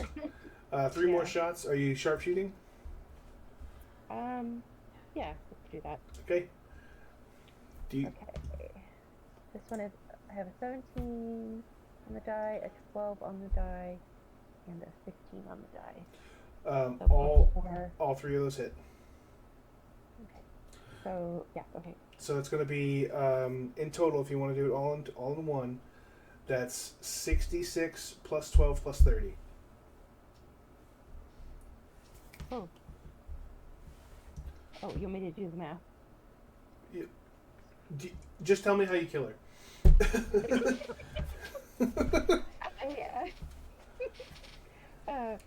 I just like one after another. The arrows get loaded, and then after they hit their mark, I kind of walk over and I just stand. Oh yeah, like do Right. the owl head cock to the side. Yeah. Yeah. Rampart is frightened to death. Good. He's you have that. That's you. You're standing John Wick this ghost to death to re-death. Yeah. Yeah. And Okay for me. Rampart says, we're blocked in. What do we do? I toss him my inkling flush and tell him Oh. to hold it. Oh, that's hilarious. The inkling flesh like sticks to him, and he's like, he just cuddles it. Yeah. I mean, he can't be frightened for an hour. Yeah. That's amazing. He's like, here you go, kid. Yeah. Insane. Mean Joe Green. Yeah. Hopefully it won't. Yeah. All right. Do you move at all? I'm gonna move closer over to where Okay. the orc's still like on telly. The Auric, I see. The Auric mage is next to Telly, next to the Dean, next to Cody. Okay, I'm gonna move closer over there. I think I have a bonus action left. For sure. No, you don't, because you fired with your bonus action. York is a That's right. frog now, though, right? Yeah, the Auric is a frog, is a ghost frog. Okay, I'm just gonna move closer over there so I can be more supportive next turn. Okay, Telly, you are up. You are in you feel like your skin buzzing underneath, like your veins are like mantises are growing through your skin. You are literally buzzing with power. This won't help with hit rolls, right? This is only to maximize damage. Damage, yes. But you can you're next to Cody. If you wanted, you could arrange yourself into an advantage situation, a flanking situation. Yeah, about being next to Cody. Oh yeah. About being next to Cody. Yep. Roll D. What is it? Wisdom save. Wisdom save. DC 15. No. Oh no. Well, have some exhaustion and some damage. Alright, disadvantage on ability checks. Oh no. Please have 6 damage. Okay, that's not bad. Yeah. It's the exhaustion that's actually the worst one. Yep. Okay. So exhaustion level 1, disadvantage on ability checks. And alright, so my swarm had been attacking the Auric. Yeah. The Auric is now a frog. Mhm. Not worrying about that. The Mage Hunter did it. What was its status? The Mage Hunter is now free of this net and behind you 30 feet. Okay. But it was bloodied. Oh yeah. I think I'm going to try and send my swarm to go poke it. Okay. And your Hunter's Mark will add a d6 to any damage you do on the orb as well. Yeah. Yeah. So if I can manage to hit the orb, that's going to be amazing, but I think my odds of hitting the orb are quite low. Because you mentioned its AC being 20. AC big, but you do have advantage if you flank. Yeah. And I presume I can just step sides as we have so many of us together to flank it. Yep. All right. So I am going to grab the hand axe that I have, like hanging up my belt at all time, to try and do an attack on the orb while sending my swarm to attack the. All right. I'm gonna rule and say your swarm damage is also maximized at this point. Yay! All right. So that's just 6 swarm damage to the mage hunter. So that maximized did something, even if this doesn't work. It's So getting advantage on a hand axe attack against the orb. Yeah. All right. It's either a 3, that's not going to do it, or an 8 plus 5. So no. Oh no. 8 or 13, and neither of those do it. Mm. At least I got my maximized swarm damage. Let's see here. I will allow you to take because I have a house rule for what are they called? Desperate measures. I will allow you to make and because you're human, you have hero inspiration, which you have a D20 one D20 reroll. And in desperate measures, you can take a death save in order to roll an attack again. Does that mean I have 2 more chances then if I use my human? Yeah, if you use your heroic inspiration, you can roll a D20 flat. Like you can have the whole roll again, and if you do your desperate measures, you can take a death save. You can take a death save failure in order to re-roll the D20 again. So it's 2 more rolls either way you look at it. Yep. I will do. First, I will try to use just my heroic, the human ability. Nice. Nope, rolled a 4. Oh no! And last, you take a death save to get a 10, so that. Oh no! I tried it. Oh man, I'm so sorry. That's okay. Anything else from you at the moment? You have an object interaction, bonus action. Oh my god. Oh wait, hold on. And Hunter's Mark doesn't do anything special, does it? No, it's just wisdom saves to find it, get advantage, and extra damage to it. Extra damage when hit. Okay. If I actually hit it. I don't know, like it sure would be entertaining. I feel like Telly wants to just grab it out of anger, which might be really stupid. I I'm gonna do it. I think you can do that. We're gonna make an opposed grapple check with a ghost.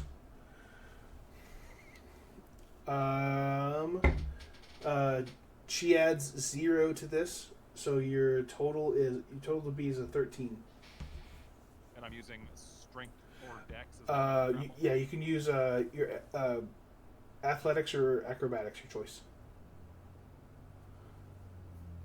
Oh, okay. Your skill. Yeah. They're both +2. Perfect. Oh, I never allocated when I was taking my. Oh, yeah. You want to get a little buff and add that to your athletics or acrobatics? Yep. Hell yeah. Yep. Add +3. Let's do that. Sweet. Okay, so this is a +5 roll, and what do I have to hit? 13. Yes. Hell yeah. 19. Ooh. All right. Now, maybe this was a bad idea, but let's find out what it does. Okay, so you grab it from the dean. Several things happen at once. The dean behind she reaches out and she's confused. She can't even like reach out to fight this, right? It's a wonder how many status effects are stacked on these enemies. She can't even really fight to hold it. There's please make a wisdom saving throw for me. That's a 15 on the die, and I think I get 2, so it's 17. Perfect. So it as you hold it, you start hearing some that Lord of the Rings Palantir voice coming through, in garbled speeches of long dead languages. You do not fall unconscious, but it holds you. As you hold it, it says in your ears, in your mind, it says, Maybe you are a better vessel. As it attempts to exude its control over your body. Several things happen at once. Dean Augusta, she recoils back. She can't take any action at this moment. It's the monster's turn. Mage Hunter's there, going wild. And Cody wisdom saving throw. Yeah, for Dean and it's everyone within 10 feet of you, right? So it's Yep. Dean, and that's it. Okay. Wait, the orb isn't. The orb is affected. Yep, because even if it's not taking the damage, the point of exhaustion still Yeah. matters. Yeah. Okay, so it's a DC 15 wisdom. Yes. Okay, so both the Dean, I rolled 2 natural ones in a row. Both the Dean and the orb fail. 14 psychic damage. Oh my goodness. And they get another point of exhaustion. Yep. The Dean's stacked with 3 at the moment. At this point, with the babble, like what's the babble here? As you say it this time. Because I just read the languages all, Yeah. it's in fact just going to be like a constant of, okay, you're not hearing me this way. You're and just go into like the different languages until one clicks. Yeah. And it's just like the exact same speech too. Gorgeous. With as Telly, as you hear the maybe you'll be a better vessel, you feel this thing in your hand crack like an egg. As the last of this damage just severs the orb in your hands, and you're left holding for a moment what looks like you're looking down into it, and you're holding it what looks like just a beautiful ocean of obsidian as deep as your thought can go, down into the abyss of this orb at the center of it, like this this like rainbow colored thunder egg. And then there is a gaseous shattering explosion from the inside of it. I'm gonna need Cody, Telly, Dean, Frog, and Amanita all to make Constitution saving throws. Woof.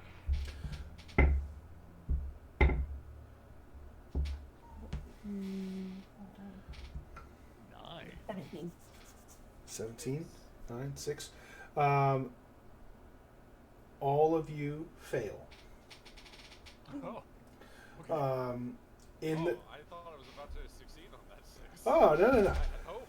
no. There's a moment of insane choking gas exploding from this orb that fills your sight, fills your mind, and for a moment your feet are stumbling backwards.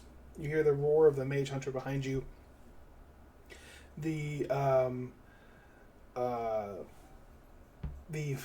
This chasm of like moving walls and fractal color of the Furgale repository is gone from your sight. You are losing consciousness slowly as your feet go to step back and then hit free air as you go tumbling back over end. There's a short long fall, short drop as your bodies plunge into what feels like incredibly hot on your skin sand, as the wind picks up, your bodies start acclimating You are in a night sky. You're under a night sky. There's a surrounded by expansive desert.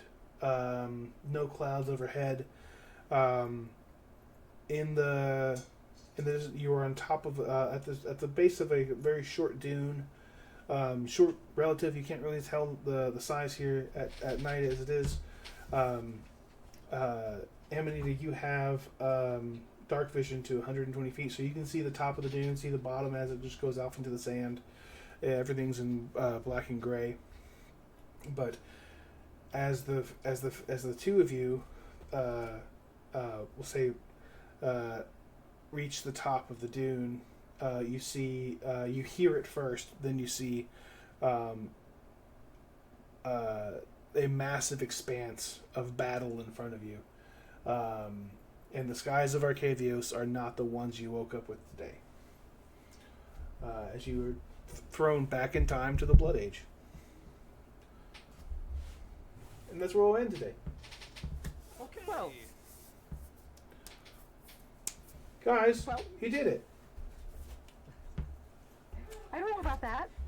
No, Well, we did, but we did it. you did it. Yeah, we did something. It's wonderful. You guys, man, you guys rocked it. That's so good. Should not be a challenge rating 1. No, that was a. I laughed when I saw that, and I'm like, okay, this babbling freak is absolutely like at least a 6 or 7. But I'm like, oh, the hit points are not great, and the AC is not great, but being able to do anything to it is hard as hell. Guys, that was episode 3 of Bygones of Broken Days. You guys are now the Bygones of the Broken Days. So you're back in the Blood Age now. No, I'm Cody. You're Cody.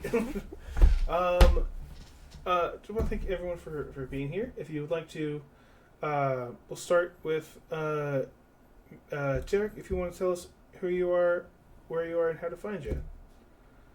Yeah, I am Mana Critics on Blue Sky, on YouTube as a magic person, and I am Longing for Orpheus as a music person on all the music things, plus where am I? Instagram and TikTok and all that stuff. I make spooky fairy music. And I will be in Las Vegas in less than a week, right? Yeah. It's like 4 days until we go meet up in person.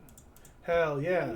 I'm so excited. Yeah, and I'll be wearing this hat at least some of the time, so come find me. Who are we? Are you doing Tireless Tracker again? Yeah. Hell yeah! Tire Tracker. Jetty.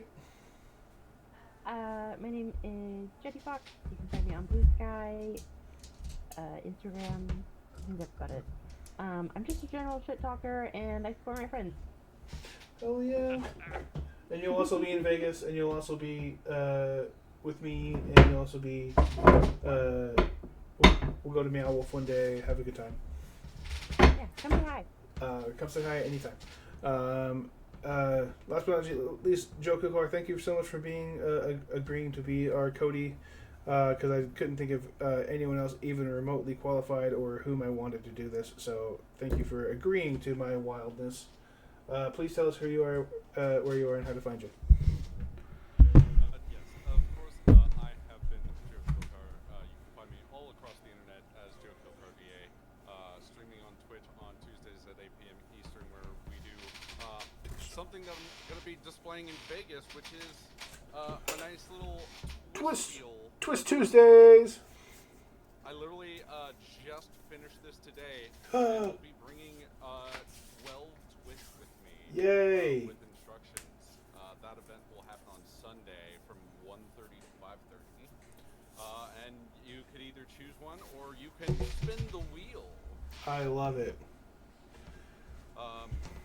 I also run a podcast that I was editing right before this, which is the Thought Vessel. We're currently going through our bracket breakdown series, and the next episode will be bracket 3. Not only am I host, I edit it, and it's very fun. I also do a lot of voices with a lot of different projects across the multiverse. should be very fun. And of course, noted Cody enjoyer. Noted Cody enthusiast. Noted Cody and Drew. Yes, beautiful. I'm Ozzy Walker. I'm on Magic. Oh, excuse me. I'm on Magic. I'm on Blue Sky. What do I even say? Where I talk about the intersections between magic and art and how they inspired each other. I'm doing this for Commander Sealed for our fundraiser for Trans Lifeline. I have prizes that anyone can win if they donate $10 or more to the stream. I have 3 boxes of Secrets of Strixhaven play boosters, 3 copies of the source book Curriculum of Chaos for the first D&D stream, first D&D Strixhaven adventure. Ryan and Zana has provided us a fully hand-painted guitar along with other stuff. So please come and find all of us. These are amazing folks doing good work for a good cause. And thank you all so much for showing up and taking this journey with me. And we'll see you guys I'll also be in Vegas.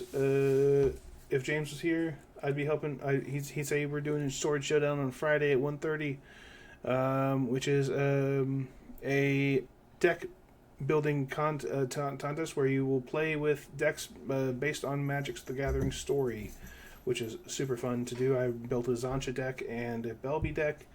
The Belby deck is bracket 4 or plus. You're welcome. There's a pod for 4 plus, bracket 4 plus, so you're welcome. Derek built an awesome Survivor deck based on Spindlewhite. That was so cool. And we'll see you guys in Vegas. Thank you so much. Say goodbye, y'all. Bye, y'all. Bye, y'all.